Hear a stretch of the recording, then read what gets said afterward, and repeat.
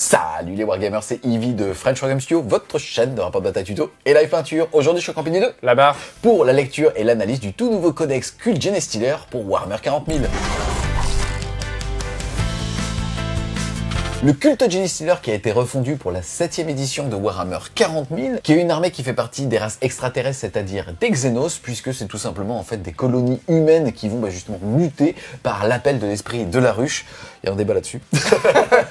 Bref, c'est une armée qui est, c'est marrant, c'est une armée qui est très populaire parce qu'il y a énormément d'attrait autour de son histoire, parce qu'en fait c'est un bon protagoniste, mais à côté de ça, c'est pas une armée qui est beaucoup représentée en termes de quantité de joueurs. Oui, c'est une armée qui est très niche, parmi même les Xenos, c'est une sous-branche des Tyrannides, mais c'est une armée qui a vachement de charisme, avec cette nuée de cultistes qui se battent pour le vrai empereur, celui à 4 bras, et qui sont très chouettes à jouer, parce qu'on a beaucoup de personnages, leaders des unités, des masses de cultistes prêts à se sacrifier, et des créatures monstrueuses avec les aberrants, et des véhicules très rigolos, les motos, enfin il y a beaucoup d'unités chouettes et très charismatiques. C'est vrai que cette armée a une patte vraiment unique, et ça c'est assez cool, et d'ailleurs finalement même sur son gameplay, on sent qu'en fait Game Workshop en termes de game design a mis quelque chose d'assez unique, basé sur de la masse qui peut venir, partir, revenir, cette espèce de swarm un petit peu infini en fait, comme des humains, comme la garde impériale finalement, où ils te tuent à coups de lumière.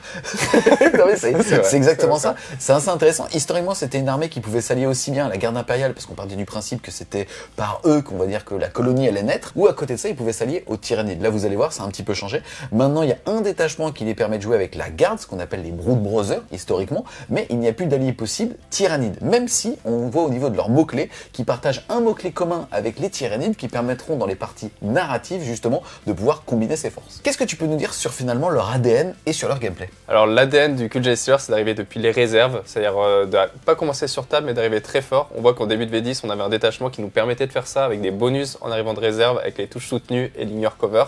Ce qui est chouette, c'est qu'avec ce nouveau codex, avec ces 4 nouveaux détachements, on va avoir des gameplays tout à fait différents, avec la possibilité d'évoluer sur table, que ce soit avec des packs de motos, avec des transports ou alors avec des vagues de cultistes. Et ça va être vraiment très chouette pour les joueurs Kult Genestealer de pouvoir changer leur gameplay.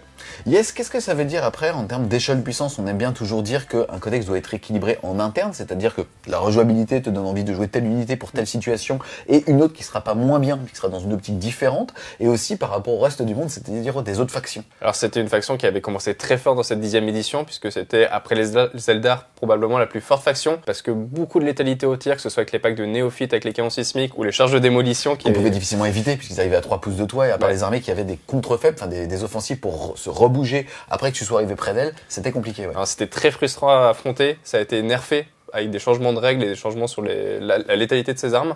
C'est aussi une faction qui est assez difficile à jouer, puisque vu qu'on est très très fragile, qu'on a cette fragilité de revenir, mais effectivement de pouvoir devoir empêcher l'adversaire d'enlever nos blips, on verra dans la règle de culte en bouche. C'est pas un gameplay pour les débutants, mais c'est un gameplay qui est très généreux dans le fait de jouer, de rejouer et de s'améliorer, puisqu'on verra vraiment qu'il y a un pic de progression qui peut aller très très loin en Kult Genestealer, et c'était très très satisfaisant en tant que joueur de jouer cette faction. D'accord, et ben écoute, on va enchaîner tout de suite avec les règles de l'armée. Comme tu l'as dit, cette règle de l'armée, c'est le culte en bûche. Cette règle va s'appliquer à chaque fois qu'une unité qui a donc les mots-clés Kult Genestealer, et ça tombe bien, c'est toutes les entrées de ce livre, alors vous allez pouvoir jeter un dé, et sur un 5+, vous allez avoir aussi +1 sur ce jet de dé si jamais c'est les rounds 1 et 2, donc ça sera sur du 4+, donc une chance sur 2, que une unité détruite soit alors replacée en réserve. Ce qui va se passer, c'est qu'à partir du moment où vous réussissez ce 5+, ou ce 4+, vous allez mettre ce qu'on appelle un blip, c'est-à-dire un petit token, justement, où vous voulez que votre armée soit replacée à 9 pouces de toute figurine ennemie, mais entièrement à 3 pouces de ce petit blip.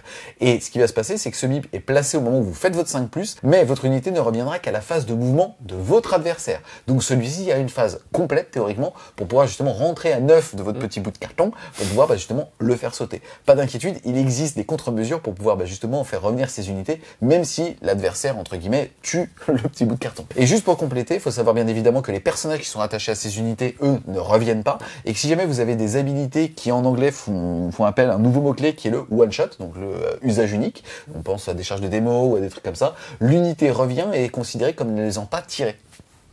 C'est la règle très très forte, la règle de faction qui est unique à Warhammer 40 000, on est quasiment la seule faction du jeu à 100 pieds de CP, faire revenir en boucle nos unités, donc on verra que ça amène des gameplays quand même très particuliers, et ce qui rend un peu pour moi la richesse du culte. Ce qui va être chouette, c'est qu'on va avoir des moyens de s'en prémunir, que ce soit par des stratagèmes ou juste en allant swarmer l'adversaire pour juste qu'il sorte pas de chez lui. On peut jouer à un coup de poing infini. Donc ça, c'est alors justement, est-ce que c'est pas un moteur de frustration énorme de se dire que tu mets un pack d'aberrantes et qu'en fait, il revient sur du 4?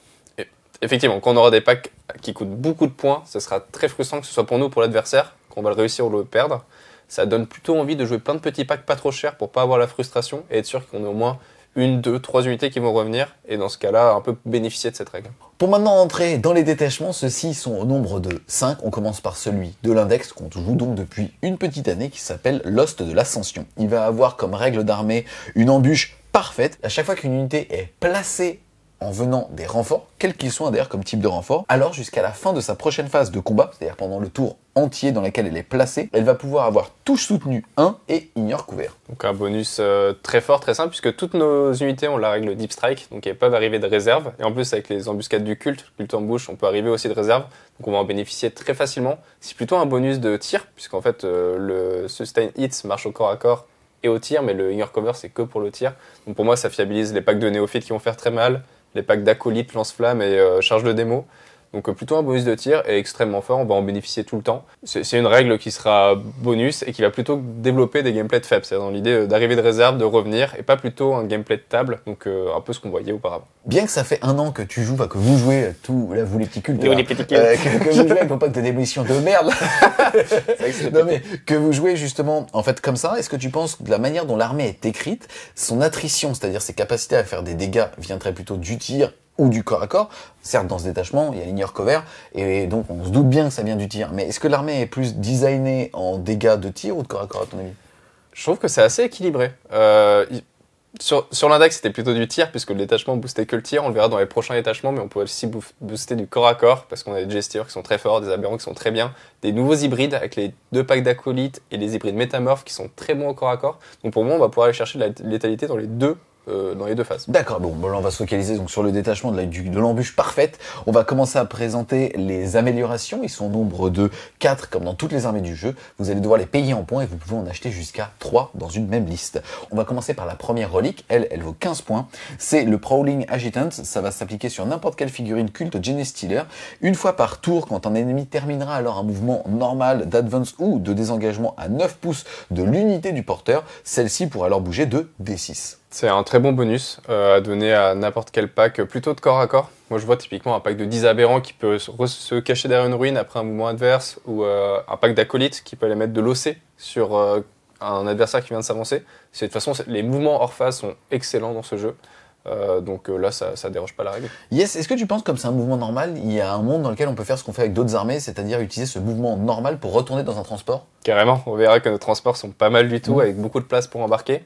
Donc ça peut être un moyen très très fort de arriver avec son truck, débarquer, tirer à sa phase de tir. Puis si jamais l'adversaire veut venir vous défoncer, en fait, je vais rebouger de 6 pas, rembarquer derrière le mur. J'ai posé la question de façon rhétorique, puisqu'en fait, on a déjà tourné la vidéo une fois, et après, avec carte, donc on va la retourner. Donc là, quelque part, je pose des questions, j'ai déjà les réponses. Il va être long, ça va être long. Ensuite, on va avoir une amélioration qui s'appelle une faille ou quelque chose dans leur armure. Ça coûte quand même 35 points. On est parmi donc les reliques les plus chères du jeu de Warhammer 40 000. Là, en tout cas, c'est très très fort. Ça va se mettre sur n'importe quel personnage culte Genestealer. Et une fois que le porteur est est placé des renforts, alors pendant tout le tour, lui et son unité vont avoir touche fatale au tir. C'est extrêmement fort, c'est la meilleure amélioration du détachement, et on verra que ça combote extrêmement bien avec un stratagème qui nous permet de faire des crits sur du 5+. Donc on va avoir un pack, moi je vois ça sur un Primus, dans un pack de 20 néophytes, qui arrive des réserves. Le Primus donne la relance totale des touches, donc on va pouvoir faire des touches soutenues sur du 5+, et des touches létales sur du 5+, full reroll des touches. Autant dire que n'importe quel pack qui passe à portée, il se fait défoncer. Ok. Ensuite, on va avoir Our Time is Nice. C'est une relique qui vaut 20 points quand même. Ça va s'utiliser une fois par partie sur n'importe quel personnage culte Genestealer. En gros, à partir du moment où il va déclarer une charge, il va pouvoir déclarer qu'il utilise cette amélioration et donc dire « Ok, j'aurai +2 à cette charge ». C'est chouette parce qu'on n'avait aucun moyen de fiabiliser la FEP puis la charge avec ce détachement d'index. Là, on a ce petit bonus qui nous permet de tenter la charge à 7. Franchement, c'est pas mal et ça va peut-être nous permettre de bénéficier non seulement du touche soutenu au tir, mais aussi au corps à corps. Yes. Ensuite, il nous reste une relique à avoir, c'est l'Assassination Edict. Elle vaut 25 points et ça va permettre au porteur et à son unité d'avoir +1 pour toucher à partir du moment où il cible une unité qui a le mot-clé personnage. On rappelle que quand vous êtes un meneur et que vous rentrez dans une unité de garde du corps, dans une unité standard, alors le personnage a le mot-clé personnage, mais que l'unité hérite de tous les mots-clés. Donc en fait, ça touche quand même pas mal de monde. Ouais, c'est pas mal du tout. En fait, Dans la 7v10, la plupart des unités sont leadées par des personnages quand même. Donc on bénéficiera souvent ce plus un touche. Donc franchement, c'est un très très bon bonus. Là, on voit que sur les 4, il y en a, je dirais, une sur tous les jours, justement, c'est pour pouvoir avoir touche létale. Une autre, potentiellement, le plus 1 pour toucher sur des personnages. Bref, combien de reliques tu mets? Parce qu'elles sont quand même vraiment pas données dans cette liste-là. Alors, elles sont pas données, mais en culte gêné, on n'a pas de perso nommé. Donc, en fait, tous nos personnages sont éligibles aux améliorations. Donc, je pense qu'on va en mettre la plupart. Le mouvement de D6 après que l'adversaire soit arrivé à 9, c'est très très bien. Les touches létales obligatoires sur un Primus. Le dernier était aussi très très bien. Donc, j'ai envie de quasiment tous les mettre, même si ça va coûter cher en points. On veut être sûr que nos unités, quand elles arrivent avec leurs personnages, elles soient efficaces. Parce que quand elles reviendront plus tard, il n'y aura plus les personnages pour les guider. Donc on a besoin, quitte à mettre 20 points de plus, pour être sûr que ça fasse le taf, ça vaut le coup. On va maintenant vous présenter les stratagèmes de ce détachement existant, quelques toutes petites modifications. Le premier, il vaut 2 PC, ça va être le piège coordonné. On va pouvoir, au début de la phase de tir ou de la phase de combat, sélectionner 2 unités, et à partir du moment où ces 2 unités mettent l'intégralité de leur attaque vers la même unité ennemie, alors ils auront plus 1 pour blesser. Je trouve ça chouette parce qu'on retrouve la dynamique de tir croisé qu'on avait un peu dans les anciennes versions. Donc les 2 unités qui se focus et ça donne des bonus. Plus 1 pour blesser, c'est très très bien. Avec des unités de tir, on a vraiment envie de fiabiliser. Après 2 CP, ça coûte quand même très cher. On verra qu'on a le Nexus qui peut baisser ce stratagème d'un PC. Mais tout de même, ça reste très cher en investissement pour forcer 2 unités à tirer sur une unité. Vous allez voir que les 2 premiers stratagèmes sont en battle tactique, donc en fait dans la famille des stratagèmes qui sont justement sujets à la diminution ou à l'augmentation des coûts en points d'un stratagème. Maintenant, comme vous n'avez pas d'occurrence de on peut utiliser un stratagème qui a déjà été utilisé à la même phase à la manière d'un capitaine Space Marine, c'est plus pour rééquilibrer par rapport au reste du monde qui fait qu'on pourrait se faire vecter si on a les bonnes unités justement sur ces stratagèmes-là. Le deuxième, c'est le plus fort, il vaut 1 PC, on va l'utiliser à la phase de tir ou à la phase de combat avant qu'une unité culte Geonicien ait été choisie pour attaquer. Et ici, jusqu'à la fin de la phase, alors ces jets critiques seront sur du 5 et non sur du 6. On commence à voir le combo dont tu parlais. C'est le fameux combo full reroll des touches avec les crits sur du 5+. C'est extrêmement fort, je pense que c'est le stratagème qu'on va spammer à chaque tour avec ce détachement, puisqu'en fait à chaque fois qu'on arrive des réserves, on sera au moins touche soutenue. Donc non, c'est quand même extrêmement fort. N'importe quel pack avec une reroll totale des touches va être complètement pété, en tout cas faire énormément de touches. Et comme on a des Primus qui font ce bonus-là, on va les spammer et on va avoir une très très forte létalité au moins au tir. Yes, on continue dans les stratagèmes pétés avec le tunnel crawler, lui aussi vaut 1 PC. On a changé de famille, ça n'est pas un tactique de bataille. En tout cas, ça va s'utiliser à la phase de mouvement. On va pouvoir choisir une unité du culte Genestealer qui a la capacité de deep strike en anglais, donc de frappe en profondeur. C'est donc au niveau de ses habilités. Celle-ci va pouvoir arriver à 6 pouces au lieu de 9 de toute unité ennemie. Et si elle a le mot-clé ligne, alors ça sera à 3 pouces. Donc c'est une autre manière d'arriver à porter avec les charges de démolition si on commence pas sur la table. C'est le seul détachement qui peut le faire. Donc c'est quand même un bonus extrêmement fort. Fait pas 3, ça permet aussi de move block ou de empêcher l'adversaire de scorer des objectifs, en plus de créer de la létalité. Et on verra que dans ce nouveau périmètre de stratagème, et en tout cas de scoring de Paria Nexus, ça nous permet de scorer assez facilement une mission secrète à laquelle on pense évidemment, c'est celle où on envoie une battle line chez l'adversaire et tuer toutes ses battle lines à lui. Donc en arrivant en fait pas trop, on est sûr d'arriver dans sa zone de déploiement. Et en plus, on peut créer de la létalité pour tuer les dernières battle lines qui restaient. Donc je trouve ça extrêmement fort. On verra juste après qu'il y a moyen de repartir en réserve durant la partie. Oui, en effet, puisque le retourner dans les ombres coûte 1 PC, ça va s'utiliser à la phase de tir juste après qu'une unité est tirée. À partir du moment où vous avez été pris pour cible d'au moins une arme, mort ou pas mort, bon, c'est mieux quand il y en a moins, vous pouvez tout simplement repartir en réserve stratégique. Ce stratagème ne concerne que les unités de type infanterie. Maintenant, il n'est pas dit qu'on n'a pas le droit de le faire quand on n'est pas à portée d'engagement. Donc c'est quelque chose d'assez unique. Normalement, on n'a pas le droit de se barrer quand on est justement à moins d'1 pouce d'unité ennemie. Là, on est d'infanterie, donc ça ne serait se faire tirer dessus que par des monstres, des véhicules ou des pistolets. Mais si le mec justement l'oublie ou en tout cas veut quand même le faire, il y a un monde dans lequel tu peux le mettre. C'est vrai que ça peut arriver très très vite, le petit coup de pistolet en se disant je tue un mec, j'étais au corps à corps, je repars en réserve, et le tour d'après je pourrais FEP, potentiellement à 3, avec mes touches soutenues. Non, c'est quand même extrêmement fort. Et c'est vraiment notre moyen d'arriver en late game chez l'adversaire et lui faire mal. Après c'est un peu moins fort que ce qu'on avait auparavant. Auparavant on pouvait juste repartir à la fin du tour adverse pour un CP avec 2 unités. Ça c'est fini et c'est très bien parce qu'en fait ça enlevait un peu le côté interactif du jeu. Ensuite, on va vous présenter le stratagème Lying in Wait. Il vaut 1 PC celui-là. Je rappelle qu'à partir du moment où vous êtes détruit, on va poser ce qu'on appelle un blip, donc un petit token de 40 mm. Ce petit blip, il est donc positionné au moment où l'unité revient, donc sur le 4+, ou sur le 5+. Par contre, l'unité ne va en sortir qu'à la fin de la phase de mouvement adverse. et que si celui-ci arrive à 9 pouces, le blip est retiré et votre unité, malheureusement, elle ne peut pas. Sauf typiquement avec ce genre de stratagème, puisque là, ça dit que vous allez pouvoir l'utiliser à la phase de mouvement adverse, ça va s'utiliser uniquement sur des lignes du culte Genestealer, mais vous allez pouvoir placer votre unité directement, non pas entièrement à 3 de votre blip, mais entièrement à 6, et la seule restriction, c'est que vous ne devez pas être à portée d'engagement d'unité ennemie. C'est ça, donc en fait on retire toutes les restrictions qui existaient sur ce blip et c'est juste on arrive entièrement à 6 pas. Donc en fait on peut arriver à moins de 9 d'un adversaire. C'est extrêmement fort pour pouvoir se positionner. Je veux juste préciser que là, la personne n'est donc pas rentrée dans les 9 du blip, sinon le blip aurait été supprimé. Vous allez voir qu'il y a d'autres options de jeu quand le blip est supprimé, là ça vous permet juste d'arriver à 6. C'est ça, donc on peut arriver très proche de l'adversaire, ça peut permettre de créer des Overwatch surprises durant la phase de charge, ou alors de préparer une intervention héroïque pour des PC. Enfin, il y a plein de cas d'usage un peu rigolos, où juste aller reprendre un objectif. Il s'était dit, bah là ton blip il est loin, bah en fait je vais arriver à 6 pas, remettre de l'OC. Enfin, c'est vraiment un Iatrix, et c'est très chouette pour un CP qu'ils aient fait ça. De toute façon, tout ce qui permet de jouer pendant le tour adverse en termes de move block, donc en fait le fait de bloquer, rajouter de l'OC, ainsi de suite, c'est très fort parce que l'adversaire en général ne le voit pas, et ça va le perturber. Oui, carrément. Et on va terminer, par de la merde. Ouais, c'est vraiment nul, c'est juste nul. Par un piège mortel qui vaut 1 PC, ça va s'utiliser à la phase de charge adverse, juste après qu'une unité ennemie ait déclaré une charge. Tout simplement, on va jeter un dé de 2 à 4, l'unité ennemie va prendre des 3 blessures mortelles, et sur un 5, elle prendra 3 blessures mortelles. Voilà. C'est le genre de stratagème qu'on ne va jamais utiliser, sauf dans la situation où il reste un mec à un PV, Gulliman, qui tente une charge, paf, on lui fait une mortelle et ça fait plaisir. Non, tu laisses. Tu vois les gens. Jamais il fait pétier. Allez, vas-y, fais ta charge, Même gagne ta gagne. Il y en aura qu'une en 2024, gagne-la. Vas-y, c'est pour toi. Non mais ouais, c'est pas ce qu'il y a de plus fort dans le détachement. On continue avec le deuxième détachement qui est aussi ton chouchou. C'est le Xenocrid Congregation qui va te permettre d'avoir la règle de fanatisme sans remise en question. Enfin, c'est comme ça que je l'ai traduit. Traduction de qualité. On est d'accord.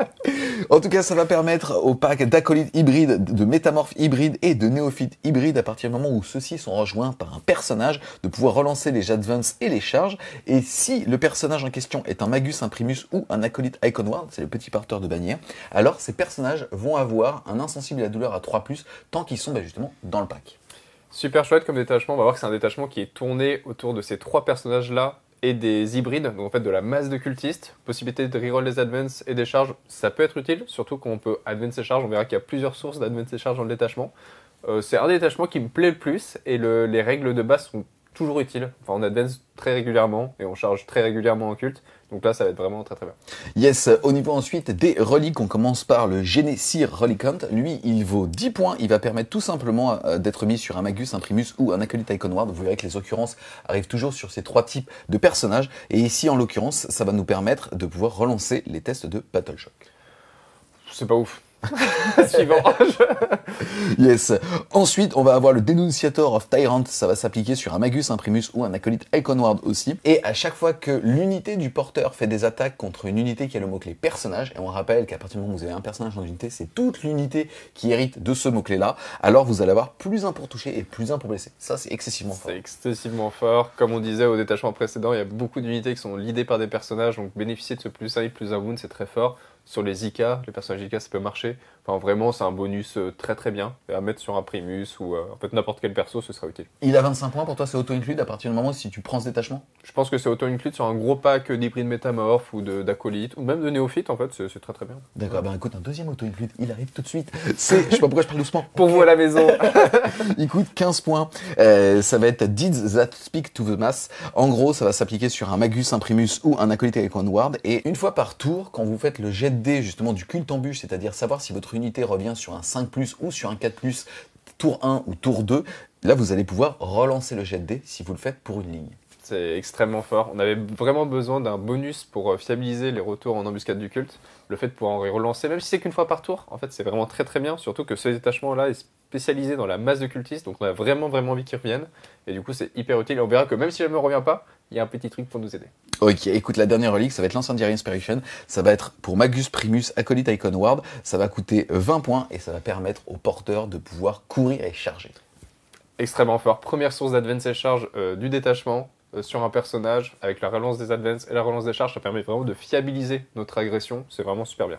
Écoute, 4 améliorations, une nulle et 3 pétés. Facile ce jeu. C'est bien, c'est très Donc, bien. je résume, on va pouvoir avoir un qui donnera plus un touche, plus un bless à partir du moment où on cible l'unité qui est personnage, un qui va permettre de courir et charger, et un qui sera certainement ce qu'on appelle en backline, c'est-à-dire qui bougera pas trop de la game et qui protégera notre objectif chez nous, qui permettra tout simplement de relancer le jet du culte en bûche pour que l'unité revienne. Ensuite, par rapport au stratagème de ce détachement, on va commencer par la vengeance du martyr, il vaut 1 PC. On va l'utiliser à la phase de corps à corps ou de tir à partir du moment où un des personnages cultes Genestealer est tué. Ça va être simple. En réaction, toutes les unités qui ont le mot-clé hybride, c'est-à-dire acolyte hybride, hybride métamorphe et néophyte hybride, vont pouvoir relancer les 1 pour toucher contre cette unité. Et si le personnage détruit est un magus, un primus ou un acolyte Econworm, alors ça sera relance des touches complet sur cette unité. Et comme le détachement est totalement basé sur ces 3 persos, en fait, la plupart du temps, ça relance des touches complets. Je trouve ça extrêmement fort parce que la faiblesse du culte, c'est que quand on revient, on n'a pas de personnage qui nous lead, donc on bénéficie pas de bonus et pas de la full relance des touches du Primus. Là, ça permettra un monde où on est venu dans une première vague, on s'est fait péter, le perso est mort, on claque notre CP, et quand on reviendra, bon, on viendra venger le martyr avec nos unités de 20 néophytes. J'avais jamais pensé qu'en fait, t'as raison, c'est des mecs qui se font péter en fait. Ils courent mais de façon complètement frénétique sur les adversaires. C'est ça. Et advienne que pourra, quoi. Exactement, c'est trop stylé, c'est trop cool. Et là, on a des bonus qui récompensent ce gameplay, donc c'est vraiment chouette. Est-ce que tu peux... Je trouvais trop écrit à la Wamba, mais c'est orienté. Et je sais pas pourquoi je pensais à Dujardin qui faisait « Ah là !» Tu sais, qui regarde dans le vide quand il fait ça. Et tu sais, le... Oh là, étranger. Ça nous permet d'enchaîner avec la dévotion frénétique. Ça coûte 1 PC, on va utiliser à la phase de combat. On va pouvoir choisir unité acolyte hybride, hybride métamorphe ou néophyte hybride. Et celle-ci va pouvoir hériter du mot-clé hasardeux, c'est-à-dire qu'une fois qu'on aura activé l'unité, on jettera un dé par modèle et sur un 1, bah là pour le coup il sera vraiment pété. Et par contre ça va leur permettre d'avoir plus une attaque et plus 1 la capacité de combat, c'est-à-dire l'indirectement plus 1 pour toucher, sauf que ça se combine avec les améliorations, puisque je rappelle qu'à Warhammer 40 000, on a capé le plus 1 pour toucher, c'est-à-dire que si on a plus 4, ça sera quand même que plus 1. Par contre, si on a plus 1 la capacité de combat et plus 1 pour toucher, on a bien le plus 2 qui s'applique. Donc ça pourrait se cumuler avec notre amélioration qui est donner plus 1 touche et plus 1 blessé contre les personnages, on pourrait avoir jusqu'à plus 2 pour toucher. C'est très très bien, surtout que le hasardeux, au final on s'en fiche un petit peu, nos unités elles sont là pour mourir et revenir après. Donc bénéficier du plus 1 attaque, on pense surtout aux hybrides métamorphes qui ont été bien buffés, on le verra après. Ça... Enfin, moi je le vois comme un stratagème auto-inclus une fois que tu arrives au corps à corps, quoi. Ensuite on va avoir la ferveur sans fin. Infatigable, je ne sais pas comment est-ce qu'on pourrait dire ça, qui coûte 1 PC, ça va s'utiliser à la phase de charge, on va pouvoir l'appliquer sur une unité d'hybride acolyte, d'hybride métamorphe ou de hybride néophyte. Celle-ci va pouvoir déclarer une charge à un tour où elle advance, et surtout deuxième partie, si l'unité qu'on décide de charger est déjà à portée d'engagement d'une unité amie avec un personnage dedans, alors on relancera nativement le jet de charge. C'est extrêmement fort. Deuxième source d'advance et charge, celle-ci pour 1 CP pour n'importe quelle unité, donc c'est très très bien. Et on garde quand même la relance des charges qu'on a dans la règle de détachement, si jamais on n'est plus l'idée par un personnage, encore dans cette idée de deuxième vague de cultistes, bah si jamais il y a un personnage qui est déjà au corps à corps, il bénéficie quand même de la relance des charges. Donc c'est vraiment très très bien, encore une fois, j'aime bien le fait de pouvoir buffer facilement des packs qui sont plus leadés, malgré le fait que le détachement est pensé pour une unité leadée. Donc on voit que c'est une sorte de continuité dans le gameplay. On en reparlera quand on sera en conclusion, mais en effet, par rapport à avant, l'armée a perdu beaucoup au niveau de son impact, pour justement enlever certaines sources de frustration, mais le fait est qu'on puisse, comme tu l'as dit, revenir systématiquement avec un second souffle, bah justement, c'est le joueur culte qui va pas être frustré, et ça c'est plutôt pas mal. On va enchaîner ensuite avec la célérité transcendante, elle vaut 1 PC, ça va s'utiliser à la phase de tir, ça va s'utiliser donc sur un pack d'hybride avec les mots-clés dont je n'arrête pas de vous parler, et tout simplement vos armes de tir vont hériter du mot assaut. Vous serez donc éligible pour tirer un tour, vous avez couru. Ça aurait été excessivement fort il y a une semaine. Aujourd'hui, malheureusement, c'est juste de l'attrition en fait. Ouais, du coup, ça perd un peu cette idée de scoring. Et après, c'est pas très grave. Encore une fois, on manque de mobilité chez les cultistes, surtout une fois qu'on est sur table. Là, ça permettra justement aux unités qui sont arrivées en faible, qui sont morts, qui sont revenus des blips, de pouvoir advancer tir. Pour les néophytes, c'est pas mal. Pour les acolytes lance-flammes, ça peut être pas mal. C'est un gameplay utile, et comme on a un gameplay de masse, on a envie de se projeter. Surtout avec une armée qui peut advance et charge. Bah là, en fait, on prend advance pour un CP tiré, ACP, charge. Et je trouve ça pas mal. Ouais, complètement, ouais. Ensuite, tu nous parlais tout à l'heure d'un mécanisme, si jamais l'adversaire arrive à enlever nos blips, c'est-à-dire nos pions de respawn, on va appeler ça comme ça. Celui-là, il vaut 2 PC, on va donc l'utiliser à la fin de la phase de mouvement adverse, après la phase justement de reinforcement, c'est-à-dire la phase de renfort. On va pouvoir choisir une unité d'hybride, encore une fois, parmi les 3, donc j'arrête pas de parler. Et en gros, vous allez pouvoir placer cette unité à 9 pouces de toute figurine ennemie et à 9 pouces de n'importe quel bord de table. C'est très très bien. On manquait encore une fois cette fiabilisation sur l'embuscade du culte pour revenir. Là, on est sur une unité qu'on a vraiment envie qu'elle revienne. Est-ce que c'est pas cher payé de PC? C'est cher payé, mais au moins ça te permet de fiabiliser ton unité qui a peut-être perdu son blip qui coûte très cher en points, mais elle reviendra. Franchement, pour 2 CP, pour faire revenir potentiellement 200 points, avec n'importe quelle armée du jeu, je le prends. Donc là, je le prendrai. Et on va terminer par le chemin de l'anguille, de l'angoisse, avec The Path of the Anguish. Ça va coûter 1 PC, on va l'utiliser à la phase de tir adverse, juste après qu'une unité est tirée. Si jamais dans votre unité, vous avez au moins eu une figurine qui a été détruite résultant à cette attaque, alors vous allez pouvoir faire un mouvement de D6 pouces vers l'ennemi le plus proche et vous allez pouvoir rentrer à portée d'engagement de l'unité ennemie. C'est donc ce qu'on appelle vulgairement un surge. Ça va vous permettre de pénaliser votre adversaire. Si celui-ci séquence mal l'activation de ces unités qui vont tirer, et au bout d'un moment, il ne pourra plus le faire parce que vous allez tout simplement vous rapprocher de l'unité ennemie. Je trouve que c'est un très bon stratagème pour nos néophytes et nos acolytes, en sachant que les hybrides métamorphes, donc la 3e catégorie d'hybrides, l'a déjà dans sa datasheet. Donc ça peut être très très bien pour aller engager au close sur des gros packs de 20 néophytes qui sont difficiles à tuer. On va tuer peut-être la moitié, mais si l'autre moitié bouge de D6 et empêche d'autres unités de tirer, c'est très fort. Non, vraiment très très bien pensé. Et encore une fois, dans ce gameplay de masse, de cultistes qui reviennent en boucle, c'est très très pénible. Yes, et imagine avoir 2 unités qui surge. Quand tu commences à en focus une focus une autre, c'est très compliqué. Et aussi, parce que je me suis fait avoir par cet homme sur un des derniers rapports de bataille, faites attention parce que quand vous bougez de D6, ça veut pas dire je me mets à 6,1 et c'est bon. Non, faut se mettre à 7,1 et c'est bon. 7,1 c'est loin, hein. C'est très très loin des fois. Très loin.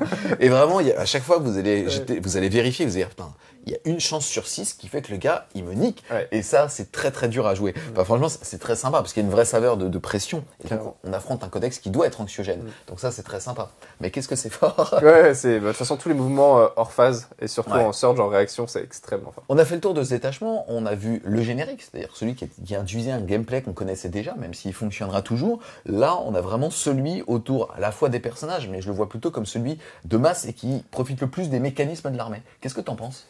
Je pense que c'est un très très bon détachement. Rien que le fait qu'il aille volontairement spammer, en tout cas, vouloir rentrer un maximum de cultistes qui sont des battle lines. On va se rappeler que dans cette version du jeu, les battle lines sont beaucoup plus fortes. Yes, on rappelle que dépendamment des règles de mission, les battle lines vont pouvoir tout simplement faire des actions à un tour où elles ont couru ou désengagé, ou alors autre effet de jeu, ou un tour où elles vont tirer. Ouais.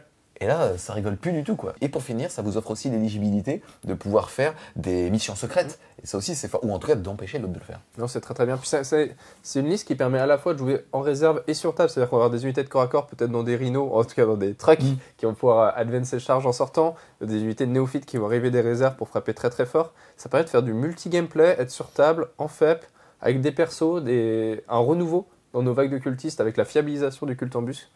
Non, vraiment, c'est un très bon détachement. On va passer maintenant au 3e détachement, le plus violent. C'est celui qui s'appelle le Biocentric Broad Surge. C'est celui qui va donc cibler les aberrants, les biophagus et les Genestealers. Ça va vous permettre d'avoir le bonus de furie hypermorphique. Vous allez pouvoir ajouter 1 au jet de charge pour les unités que je viens de citer. Et si celles-ci ont chargé, elles vont aussi avoir plus une attaque. C'est un bon détachement. On a vu que le premier détachement, c'était un détachement plutôt de j'arrive des réserves et je fais mal. Le deuxième, plutôt un détachement qui base de cultistes. Et là, on voit plutôt un détachement d'élite. Donc, il va aller chercher les unités les plus chères en points du culte Genestealer, donc les aberrants et les Genestealers, avec des bonus qui sont très bons. Plus en attaque, c'est excellent. Sur les aberrants qui ont 3 attaques, ils vont passer à 4. Sur les Genestealers, c'est très très bien. Sur le patriarche, donc on est plutôt sur une armée d'élite. En plus de ça, on a une petite mise en avant du Biophagus, puisqu'il peut aller rejoindre d'autres unités que les aberrants en allant chez les acolytes, par exemple, et donc donner son mot-clé, et donc l'unité bénéficierait de l'amélioration de ce détachement. Donc c'est pas mal, on voit que ça permet pas seulement de jouer que des Genestealers et des aberrants, mais aussi des petits packs d'acolytes qui en bénéficieraient. Yes, on va maintenant passer aux améliorations. On commence par la plus chère, elle vaut 30 points. Ça va être l'instinct de prédation, ça va pouvoir se mettre sur un Abominance, c'est-à-dire l'aberrant nommé, un Biophagus ou le patriarche, que lui je ne présenterai pas. Ça va lui permettre tout simplement de gagner le mot-clé pour lui et son unité d'infiltration. Et une fois par ronde de bataille, il va être capable d'utiliser le stratagème pour 0 PC de intervention avec. On le rappelle, à partir du moment où un adversaire finit une charge à 6 pouces de vous, alors vous allez pouvoir jeter 2 dés et impacter l'autre. J'ai pas dit charger, puisqu'en effet, ça ne débloque pas les bonus de charge, ce qui est un petit peu dommage vu ce détachement-là quand même. Alors ça reste une bonne amélioration. On pense à des aberrants mis en avant à 9 pas de la zone de déploiement adverse. C'est quand même très très angoissant. C'est une unité très tanky qui peut faire très mal. Donc je trouve que c'est une bonne amélioration. On a envie de les avoir sur table, quitte à les avoir sur table, autant qu'ils soient devant, puisqu'ils ne chargent pas très très loin. Donc non, c'est vraiment une bonne amélioration. Yes, ensuite pour 15 points, on va voir l'adaptation du biomorphe, ça va se mettre sur un Abominant ou un Patriarche, et celui-ci va améliorer sa caractéristique de pénétration d'armure de 1 et de dégâts de 1 au corps à corps. Moi je le vois vraiment sur le Patriarche, les Devastating Wounds, il peut faire vraiment très très mal avec la relance des blesses. Quand t'es 3 dégâts, ça peut aller très très vite. Typiquement sur les petits Terminators, le moindre 6, boum, 1 de moins. Non, c'est vraiment une bonne amélioration pour un patriarche de CAC. En plus, il est pas très cher le patriarche, donc ça peut être vraiment une bonne unité de corps à corps comme ça. Yes, ensuite on va avoir la régénération mutagène qui elle vaut 20 points. On va pouvoir le mettre sur un abominant, un biophagus ou un patriarche. Et à chaque phase de commandement, ami et ennemi, vous allez pouvoir regagner un point de vie. C'est bonus. Après, franchement, un PV, c'est cher payé, je trouve, un point pour juste donner un PV à chaque tour. Même sur les packs d'aberrants, dans un monde rêvé, on ressuscite un PV. C'est pas ressusciter d'ailleurs, c'est juste soigner d'un PV. Je trouve pas ça hyper intéressant. Yes, et on va terminer avec l'Alien Majesty qui, elle, vaut que 10 points. Ça va se mettre sur un Abominant, un Biophagus ou un Patriarche. Tant que cette unité sera à portée d'engagement d'une unité ennemie, alors elle fera -1 à sa caractéristique de contrôle d'objectif, jusqu'à un minimum de 1. C'est bien précisé quand même. Heureusement. Ouais, c'est ça qui est un peu dommage. On aurait voulu le -1, et puis paf, OC0, plus d'action, plus rien. Vraiment une unité hyper angoissante. T'es engagé avec moi, t'es bloqué avec moi et tu feras rien d'autre. Là, c'est un peu dommage. Bon, après, ça reste utile sur de l'OC2. Mais bon, un peu déçu. Yes, moi où je te débattais, je la trouve bien, c'est que au moins comme tu vas jouer des petits packs potentiellement de 5 aberrantes, tu vas dire ok je serai OC5 et lui il sera jamais théoriquement plus d'OC5. Oui, c'est vrai. On continue avec les stratagèmes de ce détachement. Le premier c'est Evasive Vanguard, il vaut 1 point de commandement. On va l'utiliser à n'importe quelle phase à partir du moment où une unité ennemie termine un mouvement à 9 d'un justement de nos blips. Ce qui va se passer, c'est que ce blip va pouvoir être bougé de 6 pouces, toujours pour être à plus 9 de toute unité ennemie. Si jamais, malheureusement, en faisant ça, on n'arrive pas à être à -9, le blip sera quand même détruit. La contrepartie, c'est qu'on va certes pouvoir le bouger de 6, mais seulement une unité de Stealer pourra alors en sortir. Dans un monde, on a perdu une unité de Stealer, on a réussi notre 4 ou 5+, et qu'on l'a en réserve, ça nous permettrait de le sauver, potentiellement, d'un mouvement adverse. Après, c'est ultra situationnel, mais c'est vrai que ça peut toujours sauver un petit pack de J-Stealer, ça fait plaisir. Oh yes, ensuite, on va avoir le paroxysme saint. Il vaut 1 PC celui-là. En gros, c'est la phase de combat. Dès qu'un de vos personnages est détruit, vous allez utiliser ce stratagème et l'unité ennemie va prendre D3 blessures mortelles sur un 2+. Et si le personnage détruit était un Abominant ou le Patriarche, alors ça sera 2D3 blessures mortelles. Ça, ouais, c'est assez rigolo parce que c'est des unités 2D3BM, ça rigole 0. Vraiment, personne aime ça. Et sur l'abominant qui peut ressusciter en fin de phase, mais en fait, on peut le faire 2 fois assez facilement avec une unité pas très chère. Bon, ça coûte des CP, mais il y a beaucoup d'unités qui aiment pas se prendre des persos, des véhicules, se prendre des BM comme ça. Donc non, je trouve ça pas mal pour un strata de dégâts. Ouais, je suis d'accord avec toi. Ensuite, on va avoir le Gene Twisted Muscle qui va coûter 1 PC. On va l'utiliser à la phase de combat sur une unité aberrante Biophagus ou de Stealer. Et si vous ciblez un monstre ou un véhicule, vous aurez +1 pour blesser. C'est bien, on a besoin de fiabilisation parce qu'on n'a pas une force très élevée avec les aberrants et les J-Stealers. On verra les aberrants ont baissé un peu leur yes, arme, en gros, c'est 7 la force max de ce genre d'unité, donc c'est bien. Donc +1 wound, ça permet de fiabiliser, blesser sur du 4+. En plus, on a +1 attaque avec nos détachements. Donc là, on commence à avoir vraiment de la vraie létalité anti-char. Ensuite, on continue avec la vigueur hypermétabolique qui coûte 1 point de commandement. On va l'utiliser à la phase de combat. C'est une unité d'aberrant, de Biophagus ou de Stealer. Et tout simplement, au lieu de faire un mouvement de mise en contact et de consolidation de 3 pouces, soit vers la figurine ennemie la plus proche, soit vers l'objectif le plus proche, là, ça sera un mouvement de 6, mais vers l'unité la plus proche. C'est très très bien quand on veut envahir un dispositif adverse avec un pack de 10 aberrants. Typiquement en infiltration, on a pu le voir avec l'amélioration ou avec des J-Stealers. En fait, très vite, on peut aller engager des unités qui étaient assez loin dans le dispositif ennemi, et ça peut être très surprenant. Puis même pour aller reprendre un objectif, pour juste aller 3-point certaines unités, des véhicules, enfin c'est très très très bien. Yes, on enchaîne ensuite avec le stimulant, lui il vaut 1 PC, on va l'utiliser à la phase de charge.